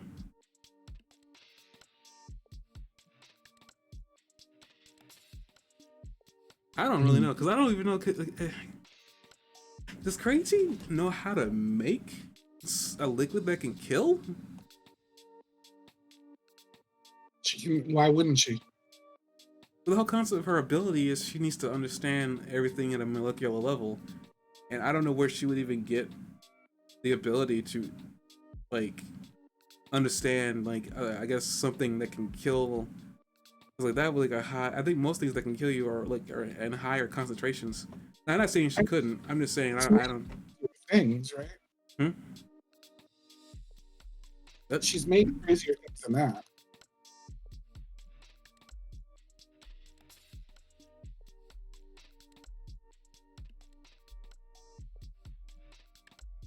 I mean, I don't know. Like, wait, I mean, they made a big deal about his size. Then again, I mean, I just don't know. Like, if you're trying to kill something, I don't think the amount that you're trying to use correlating to the size would really matter.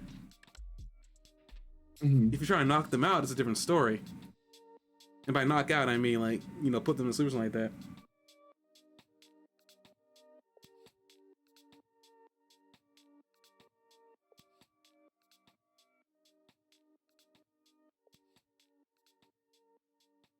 I mean, Midnight does tell her I want him to put him to sleep, and that could like mean a lot of things. Why just not come out and tell him? I know this is against the rule, against the law, but we gotta kill him. I've had the same message to get across. Putting somebody to sleep, making them just anesthetized, it doesn't sound anything near against the law.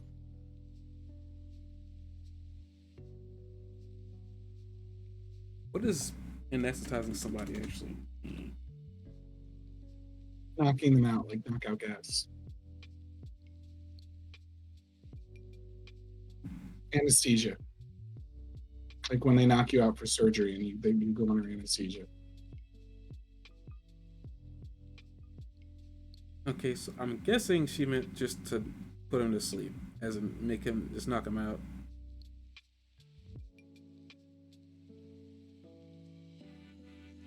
Why are you guessing that? Huh?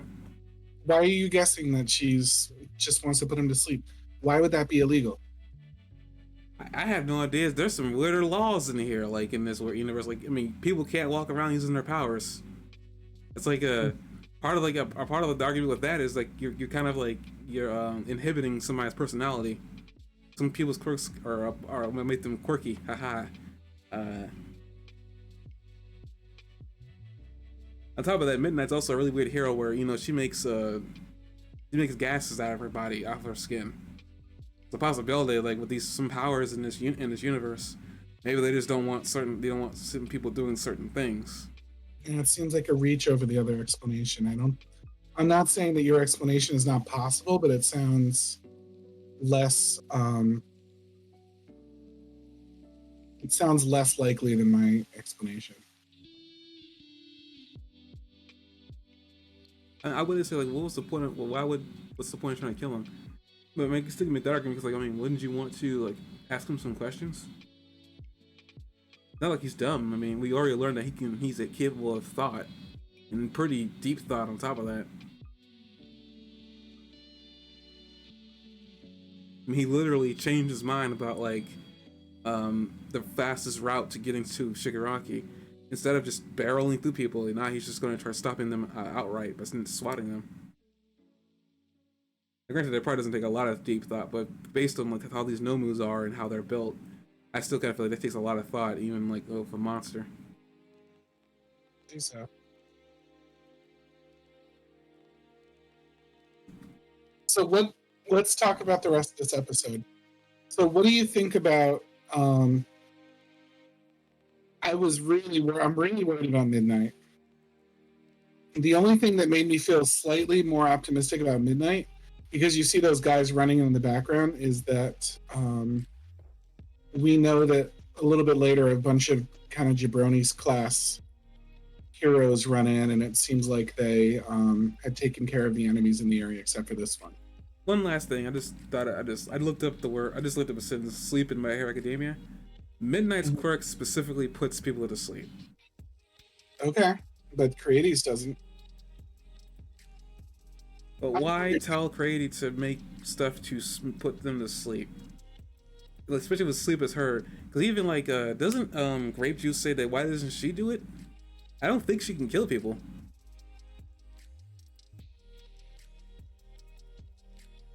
Well, maybe she can. Maybe like that's a part of her power that she chooses not to use.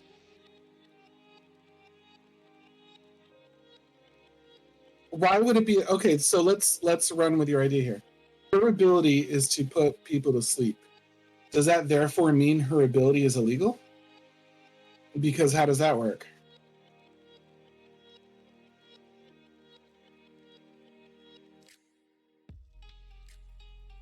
I mean, I don't know. Like I said, I don't understand like what her comment of like. If putting someone to sleep is illegal, then how do you explain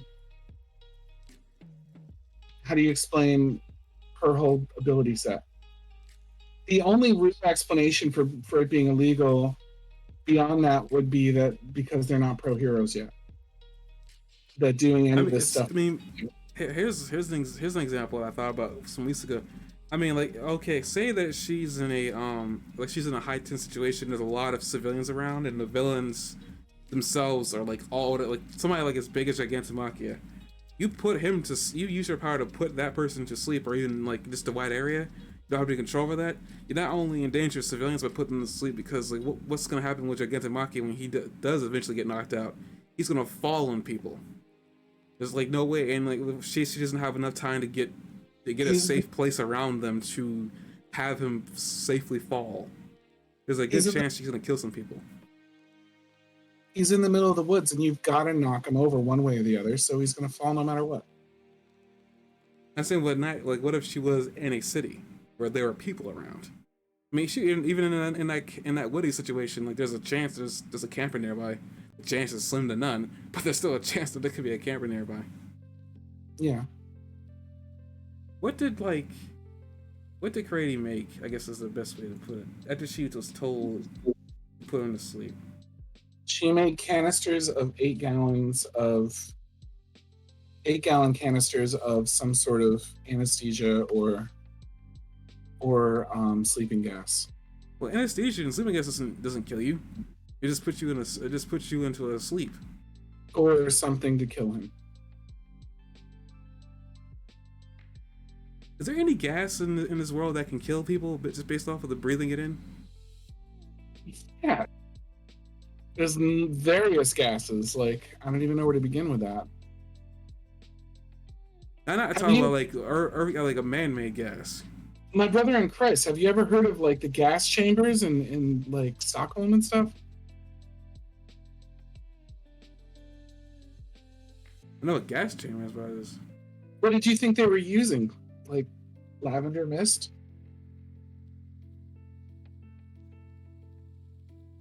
Well, like, I guess like the whole thing's like, okay, if they're gonna kill him, okay, that's stopping him. But like, I mean, what's? I guess they don't really need to question him. But I just don't know. Because again, it's like what Grape Juice said. Like, why doesn't she just do it? I'm pretty sure she could like. I mean, her whole costume is made to make it so that she isn't like spreading her sleep gas everywhere. Like, I mean, her costume was made to make it easier for her to be able to do that, but she had, because of the laws, that she had to cover up more of her skin. Granted, they didn't really do much because her costume is skin colored, but whatever. If she really did want to put him to sleep, kill him, quote unquote, wouldn't she just need to be near him and strip herself? They wouldn't even need to show that. They just hear the clothes ripping. What's the point of getting crazy to do it?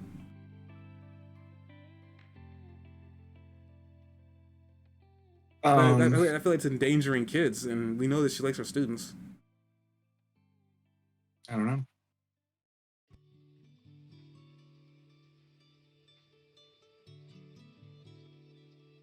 And no other student even asked the question, sleep, do you mean kill? And we know they're not dumb. When did they ask that? No, they never asked it. I'm just saying, like, if they never asked it. I would think if you were being told by somebody to put them to sleep, you would know that there's like sleep can mean two things. Mm-hmm. None of them ask. Not even Grady, when she's being told.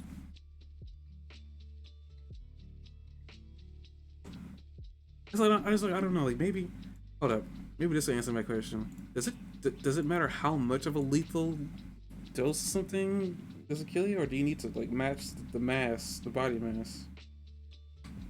Does that matter? I think no matter what they're trying to do, it would be relevant to the story that they.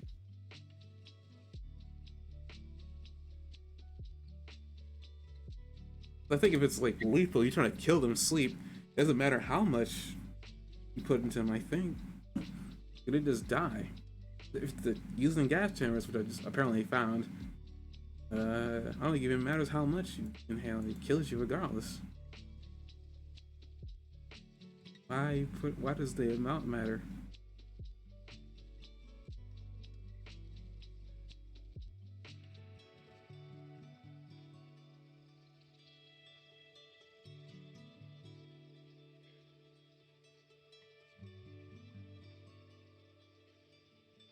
I really don't want to look this up, so I ain't gonna look at that because like, that's gonna lead to some really questionable Google searches. I just think that, you know,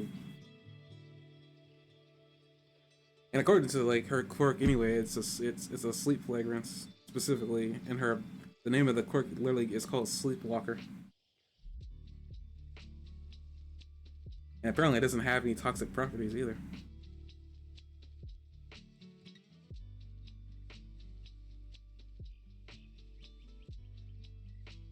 Maybe put him into a coma is illegal? I have no idea. Yeah, let's just go with the idea that they're trying to kill him. But I don't think if you're trying to kill, just like the amount you put into him should matter.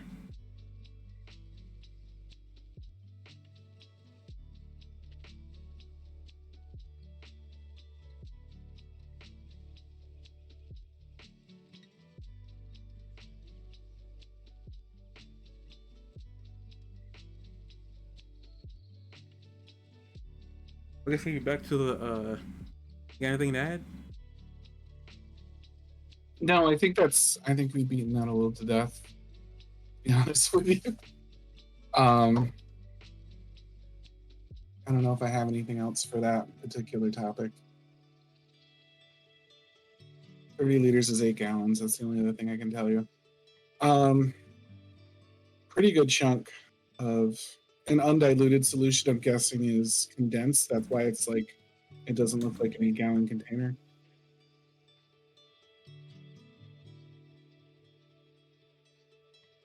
This thing is out of control. 2.11338 gallons.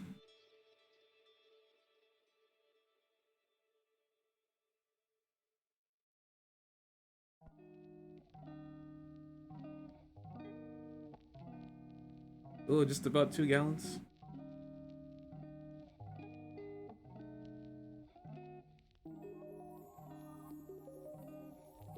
I don't know, it seems really weird that they're focused. If they were trying to kill him, it shouldn't matter how much she would have made. Mhm. They were particular about that, you know, like this is how much based on how big he is.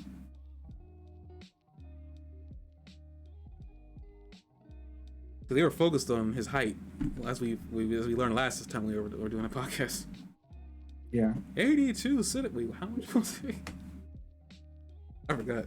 They were very like I don't think if it's a lethal amount is a lethal amount, even if it's a drop, it shouldn't matter how much you administer.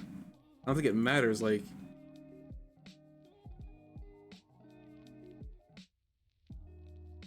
I really don't want to look up how much does it take to, you know, kill somebody.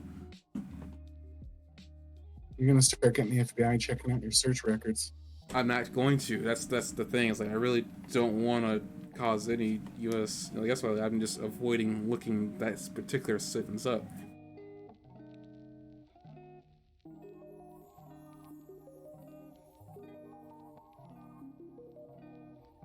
But I guess beyond that topic, I guess we can talk about another topic concerning Gigantomachia. They brought up something that I completely forgot about involving Mina Ashido and Gigantomachia, and it was she met him back when she was a middle school student in the middle of the street, and that's what Kirishima mentions that, you know, he first, you know, and he when he knew her, and you know his reasoning to wanting to be a hero and never turning his back on anybody ever again. That was kind of cool that like she was trying to be cool, and she almost had it till she heard the voice, and then started panicking as she realized who it was. It was actually kind of interesting. Like she kind of came out there and she was going to do it, and then she kind of like slipped. And as she was about to be crushed, Hiroshima came in and actually managed to save her. And not only doing that, managed to be the one to chuck the whatever the liquid is into his mouth to do what they're trying to do to Gigantomachia. Yeah. I thought that was pretty cool. I like the music that we haven't heard in a while, like for when All Might started fighting Nomu back in season 1 started playing. I thought that was freaking cool. I always liked Kirishima, but like that moment I was not expecting him to jump in. I almost forgot he was nearby to begin with. The fact that he was actually able to just jump in like that and manage to save her. And somehow still managed to not get crushed. And also apparently he learned his hardening capabilities make it so that he doesn't burn.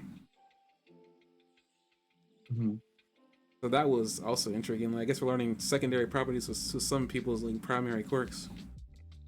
But it's actually kind of interesting too. Like after he got smacked down, Kirishima just started like digging in, started putting his claws into Gantamaki's leg, and then started just climbing up his body. I mean, amongst Yeah, all the heroes, that was really freaking cool that he was able to do that. a lot of characters that don't usually get much attention got some like a little bit of attention this time because we had Sugar Rush, kind of like working on like the grunt power. Like Sugar Rush doesn't usually have an opportunity to shine, so it was kind of cool to see that. Grape was like sort of.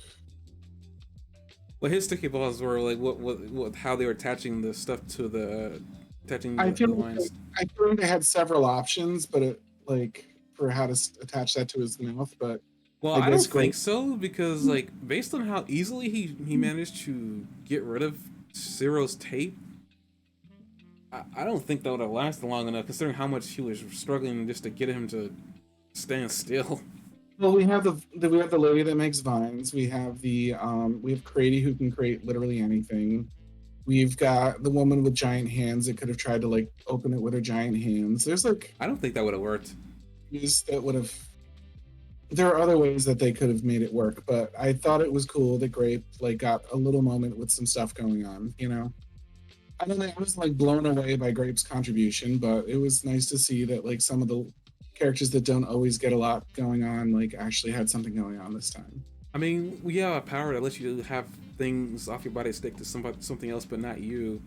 I mean, not that it's a big contribution. I'm just saying I feel like he was probably his contribution was probably like the most. Yeah, it was necessary because like Zero's tape doesn't just stick on and you know it doesn't stick it and doesn't stay on until he says no, it doesn't stick on forever. I think Jagetamaki could have like ripped off the vines. I don't think they're unbreakable. I mean, it's like if they did a team effort where the one came in with the vines, one came in with the tape, one came in with their hands. The Sasquatch looking dude ripped the mouth open. It was distracted by the animal guy, like buzzing bees around his face. Like they could have come together and not used Grape, but it was nice to see that they chose Grape and that he got a chance to do something. I think they did that though, and it still didn't help. I mean, granted, I guess Mount Lady managed to struggle, but she managed to finally get his mouth open. Okay. But I mean, I think that probably took a lot of her energy. I suspect that we're not going to see Mount Letty after this arc for a while, considering how much she got beat up. Well, they do have like healer characters that might step in and help out, but like, yeah, I don't. I think they've given. I think if nothing else, they've given her a good amount of screen time, and they're probably, you know, I'm just saying, like, I mean, like she's gotten thrown, punched in the face, yeeted across a couple. Like, I mean, that is probably I find some of that funny, but at the same time, that's probably the most she's probably done ever since the introduction. And it was probably the most helpful, which was really cool. I mean, Hawks obviously we're gonna probably see for a while, considering his wings got burnt off. Mirko, I don't know what else she's gonna be doing, considering the amount of damage she has taken in this war. uh, I don't know when she's gonna come back. If she's gonna come back, I feel like she is. Cause I don't think she's gonna retire. To me, she's got too much personality to just to, you know, sit off in the background for too long. But I guess back to this. I mean, yeah, it was really cool that everybody got a chance to shine. It's funny. It's interesting that they chose Kirishima to be the one to jump in there and I guess make up, quote unquote, for what he let happen all those years ago. Considering how much he regretted letting Gigantomachia get away with what he was doing. Actually, on the third topic revolving around him, I thought it was interesting, and I didn't really remember this until after him transforming again. That at the time that Mina had, met him, like Gigantomachia, he was human size. I mean, giant, but I mean, he was human size. He wasn't like as big as he is now. I thought that was an interesting detail that I didn't really pick up on until after he actually transformed again with his jaw going on his forehead as like a visor. So I guess Gigantomachia can in fact change size at will, I'm guessing. or just change his form, which allows him to change his size. I thought that was an interesting power that we just now found out that he had after he said that I'm gonna take care of all these people so I can go meet the master. Mhm. Like I didn't know he could just become a transformer. That was interesting.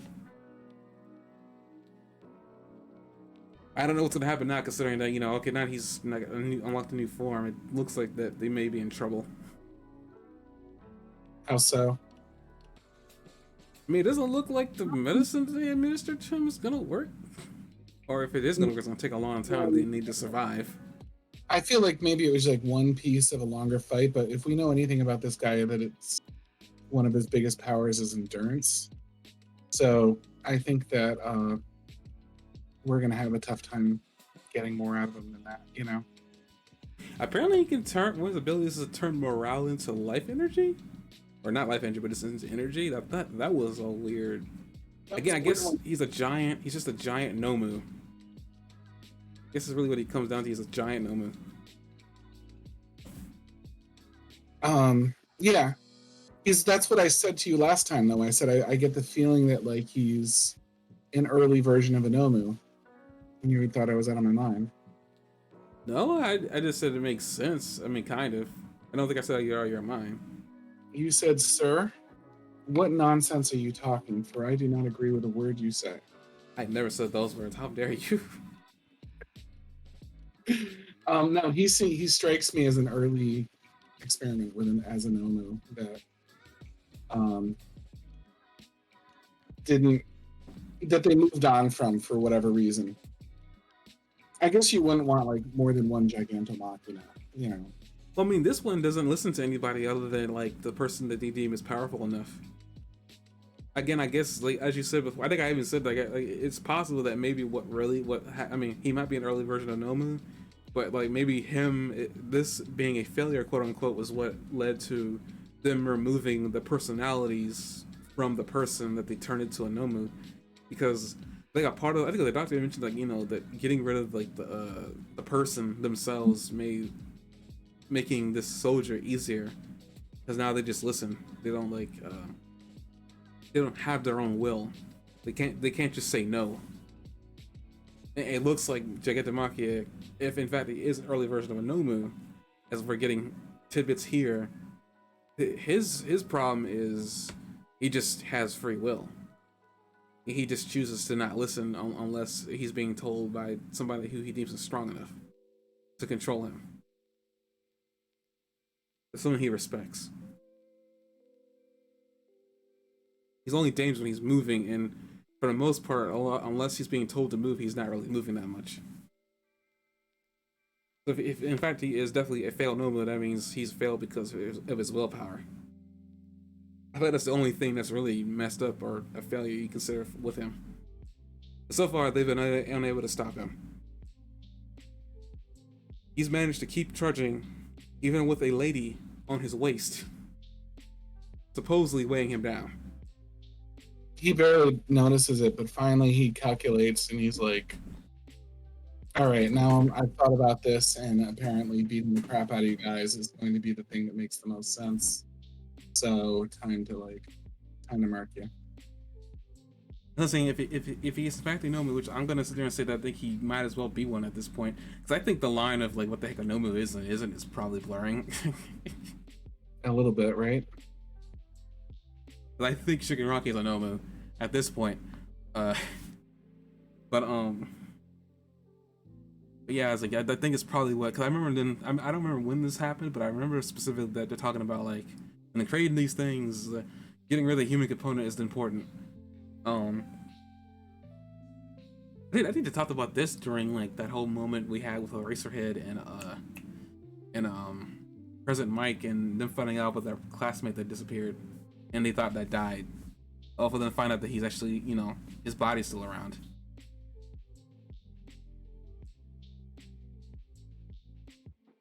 But Who is that? That third classmate from Eraserhead and President Mike's school days. I don't know his name. He was their best friend. Actually, speaking of Eraserhead, I guess we can go back to Shigaraki and everybody. We come back to Bakugo saying that he's still alive. I was like our dad didn't stop, and I was like, geez, like Shigaraki is like on the ground, still like, I guess he's still trying to like recuperate from that blast that he just got planted with. I guess he got a lot of damage because we see like red lines growing all over his body. I don't know what that means. I don't think it's I burn think marks. that means he's cracking. And I interpreted that as like his armor was cracking, and that's why there were red lines. I guess does that mean that I guess when he takes the last bit of damage that his armor can take, he'll just come out of his shell and he'll look different? Yeah, I mean, he took damage. It was interesting that he actually went on a monologue about like heroes and villains and about what he's seen, which I will have to sit there and say is like I kind of agree, kind of a little bit, which is really weird. I guess How this is so? good writing, kind of. It's just like Wait a minute, based on like you're based on. talking Hmm? for. Okay, I'm sorry. Those red lines. That just struck me as he was very badly damaged. I'm sorry. Now I see the red lines you're talking about. I feel like that's just him being extremely damaged from everything. Probably anime version of covered in blood, but they can't draw blood in this. I feel like this is just a little bit of censorship that like they're drawing him covered in blood because it looks like it's trailing over his body to some extent, doesn't it? Yeah, but they're not afraid of drawing blood. They've done it before. What would the other solution be? Is it like him powering up a little bit? Maybe you're talking about that. Like maybe you're correct. Like maybe there's going to be something underneath, and he's going to transcend in a minute because we've been watching him kind of evolve through the whole thing. I mean, the thing is though, Shigaraki isn't complete. He didn't finish his photogenesis Yeah, thing. So maybe he still actually is just slowly changing. yeah. Or he's got a quirk that's like still powering him up or something. I mean, it's possible. I thought something was going on because they let you see the lines as he's about to get up and jump. Actually, we see that he's faster apparently. Bakugo and Deku were like, he's faster now all of a sudden. I was like, as he's like jumping towards Azawa. Um, It's important that they draw him as faster because he just took down Gran Torino, who's their speedster. So if oh he's yeah, fast, I guess I got a question to ask. Okay, yeah. about Gran Torino. We see, especially the blood thing. I mean, we see him like crush Gran Torino's legs. Well, a leg that I can see from this angle. Um, So he's out. That's all. He's an old man now. There's nothing else that he did that was specially did going to contribute except that he was super fast. I guess, but like the ending theme, there's like a couple of like animations of like Deku letting like a yellow cape float away in the distance. Does that just mean Gran Torino's just done and not dead? Um, yeah, I don't think he's dead. I think he's taken out though. That's the words I used. I mean, it could even be something as simple as like Gran Torino was injured, but what really got knocked out was his rocket shoes. But I don't think Gran Torino's sticking in the fight anymore. I think he's a little old and not I mean, for person an endowed with hit points. You know what I mean? mhm. So I mean for an old man, he contributed a lot though. fantastic. But I think his run here is through. I mean, I would hate that. I mean, I actually like that guy. Uh, I guess everybody's usefulness has to run out eventually. I love him. He's one of my favorite characters. I just don't think he's got a contribution left in this fight. I mean, I was just trying to make sure because I couldn't tell. I was like, there was a lot of blood. I was like, did he die? I only thought about this after the next thing that happens after Shigaraki yeets himself past Deku and Bakugo. Um, pretty much, he gets I think it's Deadlock and somebody grabs him to stop him from. No, it's Deku. Deku like Deku and somebody else grabs him, and Shigaraki can't move, and Deku is at this point using all his power to keep him bound with a dark whip, and to keep him from moving. Which we know isn't going to work. Huh? Which we know is not going to work. Let's just be realistic here. I mean, who knows? Yeah. He's gonna break free, but I can hope a little bit. He holds him with the black whip and then roll credits. Oh, it's free. Oh, okay. He holds him with the black whip, and then the next thing is like roll credits. That's the episode, guys. He got Shigaraki. They can pretty much take out Giganta Machina. They just needed Shigaraki. He's all set. We can wrap this up now. Guys, let's get the Nomus out. Okay. Okay, I get it. I know story, but I was trying to figure out the next person that actually had their hand on Shigaraki. It was the dragon lady. I remember him digging his hand through something, but I couldn't remember what it was. Riku puts his hand through her wing, I believe, or through her leg, but I think it was her wing. No, it was her hand. Okay, it was her hand? Yeah, I'm looking at it. It's her hand. It's her hand. Anyway, and then he had that concealed weapon that eliminates quirks in his hand. She pretty much yells, "He's got a deleter! He's got a deleter bullet!" I was like, "That's the name of the bullet now?" Okay. And as Aizawa hears this, he pushes like Deadlock out of the way. After he shoots it, pushes him out of the way, and apparently he gets hit in the leg. Yeah, so Aizawa's gone, which is kind of dooms the group in a lot of ways at that point. Well, it was either one of two things. Take Aizawa's power or take it away from him. There was no third option. Unless you want to kill him as a third option, but But what the hell happens when Aizawa's like loose? What do you mean, what? Well, if he neutralizes the quirk, like what is next? Like what is there left to do at that point? Like I don't see any way they can fight him except for the fact that they say Deku's got some hidden power that he can use. I mean, based on the title of the next episode, which is called Rise Bakugo, something else is gonna happen. Maybe. I mean, Bakugo could fly, so he has at least some defense against the decay quirk. Deku's supposed to have another defense too with the quirk of All Might's late master. I think it was called Bounce or something. It was something equated to fly. It was something. It was something that we didn't see Deku train, because I know All Might mentioned to Deku episodes ago that he was going to help him learn to unlock the power of his late master. Mm-hmm. But he's never used it up to this point, and I can only assume two things: Deku never got a chance to learn it, or two, he learned it but he only was able to train with it for a couple seconds. Well, for maybe like a day or so. Yeah, for sure. Like, I can only assume those two things based off the information we now have. We'll see. I mean, Deku's gonna be fighting Shigaraki in next episode, and it looks really epic. Meanwhile, Giganta Machina is rushing in to fight them as well. Like, this is like bad. Like, if Giganta Machina makes it, there's a lot of moving parts here because we don't even know what the heck the Nomo's doing right now. They've left that kind of open-ended.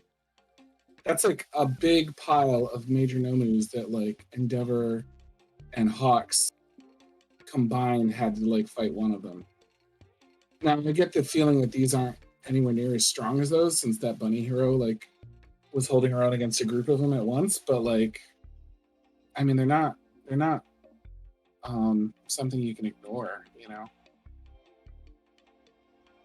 Well, they're not moving, so I can only assume that they're voice activated. Well, no, they rose up and started like fighting, didn't they? No, I don't think they moved. I could be wrong. the ground. That took some movement. No, but they just rose up, didn't they? Because I feel like Takes they were looking at him, and then didn't Shigaraki just come in and out of nowhere try to get into Deku? that takes movement, guys. Moving takes movement. Like when they move out of the ground. Like otherwise they just stay buried. I No, what think I they meant was were. that they didn't. As far as I could tell, they weren't not like jumping around, being an annoying, being an annoyance. Like they weren't attacking. Is basically what I meant. When they weren't moving. Yeah, but they're still there, and the story's going to do something with them. So they're going to show up in some way, even if they're not showing up this very second. You don't just add that to the story and then forget it. You know, like all the heroes are, oh my god, they rose up from the ground. They're still here. How did they miss them? You know, and he's like, I learned how to use my power, and like, I mean, there's a lot of heroes around. Maybe it's who's dealing with them right now. I don't know. yeah, it's just we know that it took. These are pretty good nomus.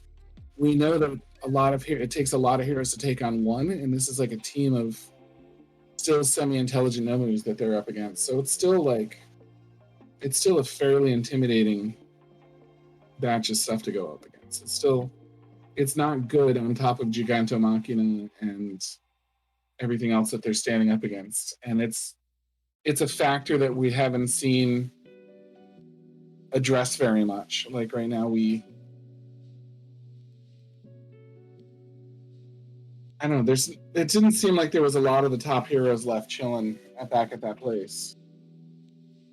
We know where a lot of the top 10 heroes are, for example. So most of the big hitters and then like some of the up and comings like Gigantomachina aren't there.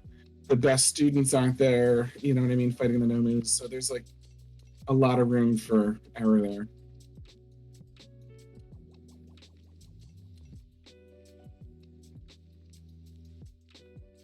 I don't know. I mean, Gigantomachia is obviously going to get there, but I don't know if he's going to do anything really. All he's doing right now is just trying to get to him. And who's to say Okay. Shigaraki's going to tell him to attack? Now I'm not saying that'd be a waste of firepower to have him come straight to you after you wake up. So, I mean, there's a 75, 25% chance that he will start wrecking house. But I'm just saying, like, I mean, based on what I know about Gigantomachia, he doesn't do anything without an order.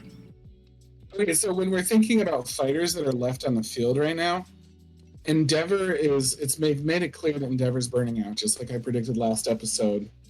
He's starting to get tired. Like for example, when he says thank you for the rest when they talk for a minute, he's getting low on energy, and of course he is because he's been leading a lot of fighting, and everything is kind of depending really heavily on him. So we have Endeavor wearing out with his stamina a little bit, and then we have the bird hero's at least got a hole punched in it, which has got to be slowing it down a little bit. Mount Lady's down for the count. Kami Woods looks like he's having a rough day. We know that Hawks is pretty much out for the fight. We know there's a few other major heroes. We know one of them got nailed in the initial decay, the one that put his thumb, like to the shield hero that put his thumbs up as he turned it to dust. So we know like where a lot of the ones that were the bunny hero, I think, was high up on the list too. We know that a lot of the main heroes are out right now, like either severely injured, probably not. Most of them are probably not dying, but like in need of medical aid. And we also know Midnight is down. So like there's not like a lot of the people we know are major heroes are out for the count. We just lost Eraserhead, and we have like what's the biggest hitter we have left right now in Midnight? What's the biggest hitter we have left? President Mike? He's got his hands full with the professor. What I'm saying though is, yeah, he's got his hands full with the professor, but he's like the biggest hitter we have left, correct? Like who else is left of like the ones we know that are really strong? The Dragon Lady? I mean, the Dragon Lady just got a hole knocked into her hand, so she's still fighting, but she's at least wounded.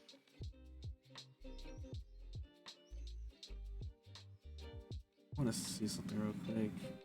Is the bullet directly in his, or just on the cloth of his? So based on that preview, he was hit. Yep, never mind, it hit him directly in his calf muscle. Well,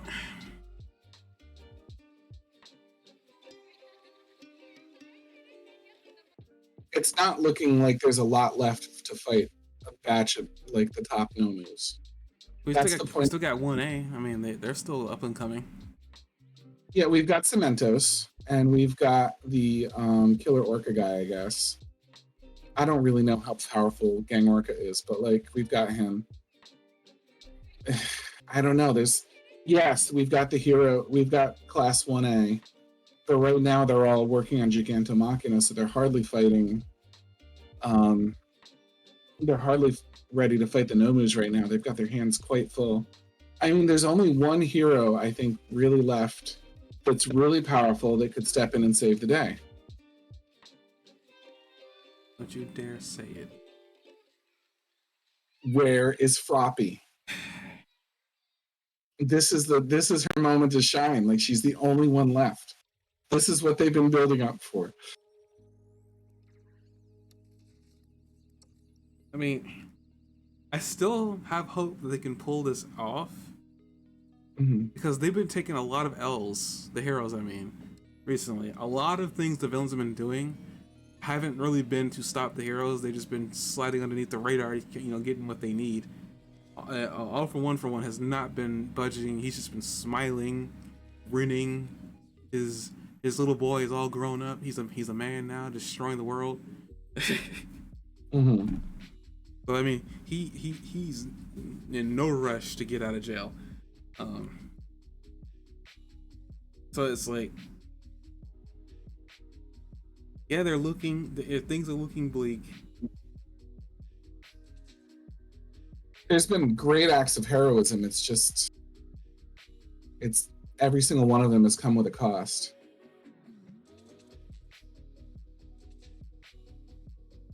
I still have hope that they can pull this off. I don't know what. I mean, the heroes aren't going to lose, but like, what have they paid so far? Like, have you ever heard of the Pyrrhic victory? Did you just call me? Sorry, I Have just you wanted ever- to say that. That was funny. Have you ever heard of the Pyrrhic victory though? No, I don't think. There was I'm not going to be able to remember his full name, but there was someone whose name sounded like Pyrrhic that they were in a battle and they put everything they had into the battle and they won it. But his comment after winning the battle was, another battle like that and I've lost. Like another victory like that and I've lost. And it's called a Pyrrhic victory. It's like a victory that's won at such a heavy cost that you it wasn't what you put into it. It wasn't worth what you spent to make it happen. So this could turn into a Pyrrhic victory, in my opinion. I mean, with that, I mean, these people, I mean, even the students know, the adults and the students all know, essentially. I mean, that doesn't really do with the question. I'm just saying that, when it comes to like losses, I mean, it's kind of like the whole thing of war. You know, when you go into a war, you're gonna lose people. The objective is to lose as little as possible, but I mean, you can't really control that unless you know everything about the enemy. And in this case, they didn't know everything they needed to know about. They knew as much as they could, and what Endeavor could feed them from what Hawks is feeding him. Unfortunately, a lot of outliers complicated things. One of them being Twice. Twice really muckied out everything up. Yeah. Like Twice really I think Twice was like was a starting point of a snowball effect of like what was gonna happen. Is like Hawks couldn't control him, even though Hawks thought he could. Like had to kill him as a result. I mean, he killed until the shit hit the fan, and then it was kind of done. You have like people like outliers like Toga, who you weren't expecting to act in the way she did after he died. Another outlier that you expect. Then you have Dobby coming out of nowhere, apparently him knowing Hawks' real name. That's probably gonna come back at some point, I guess. Yeah. Shigaraki being awoken earlier than anticipated from his slumber, and then also still being alive after the fact. like, Yeah, that's fine that he was awoken before his slumber and he's not quite as powerful. I think at this point, the main function of pointing that out is that like they would have had no chance whatsoever had he been full power. I still think that means he's gonna be full powered eventually, right? I guess it's I don't know. It's like, at this point, I mean, like you said, they're losing a lot of heroes. Usually in a war, which is what this is. This is a war against the anti-establishment, whatever, you know. There's a war happening here. Not Usually, even that it's a war; it's that they've lost. We don't. I mean, we don't know how many of the lower tiers, but like, it's a war in the sense that they've lost most of their major players. what I was saying, like usually at this point in any situation, you usually hold on to at least the brains, or like the government in this case is holds on to something just in case, an F it all button, just in case. Uh, I feel like at this point, like there has to be somebody else. Like they would have gone into this because I mean we saw those suits in that room before that get disconnected from all the action when Shigaraki managed to separate everybody, the telecommunications, because he was getting annoyed by them using their earbuds to communicate from far away. So like Okay. it's really weird that like we see these suits, and usually what I know about suits in anything fictional is that usually they're hiding something that we don't know about. Um, in this case, it's possible that maybe they could be hiding something we don't know about. Like maybe they have a Hail Mary that they've been trying to prevent having to use. I mean, okay, what? Like, Uh, what? it's If you possible. could make up anything to bail them out, Maybe maybe there's another hero that we don't know about. I mean, I think what happens next is Midoriya saves the day, and that the heroes are so damaged by the consequences of this fight that they aren't able to um, hold up the way they should. You know what I mean? Like that the heroes are so like the heroes pay such a steep price for this that the ongoing battle for the um, to protect peace and justice is weakened significantly, and the heroes and villains that survive this are excuse me. The heroes and villains that survive after this are going to be on a somewhat even playing field because the heroes lost so much, even though the villains lost so much, it just sort of like balanced out. I feel like that's what's coming next.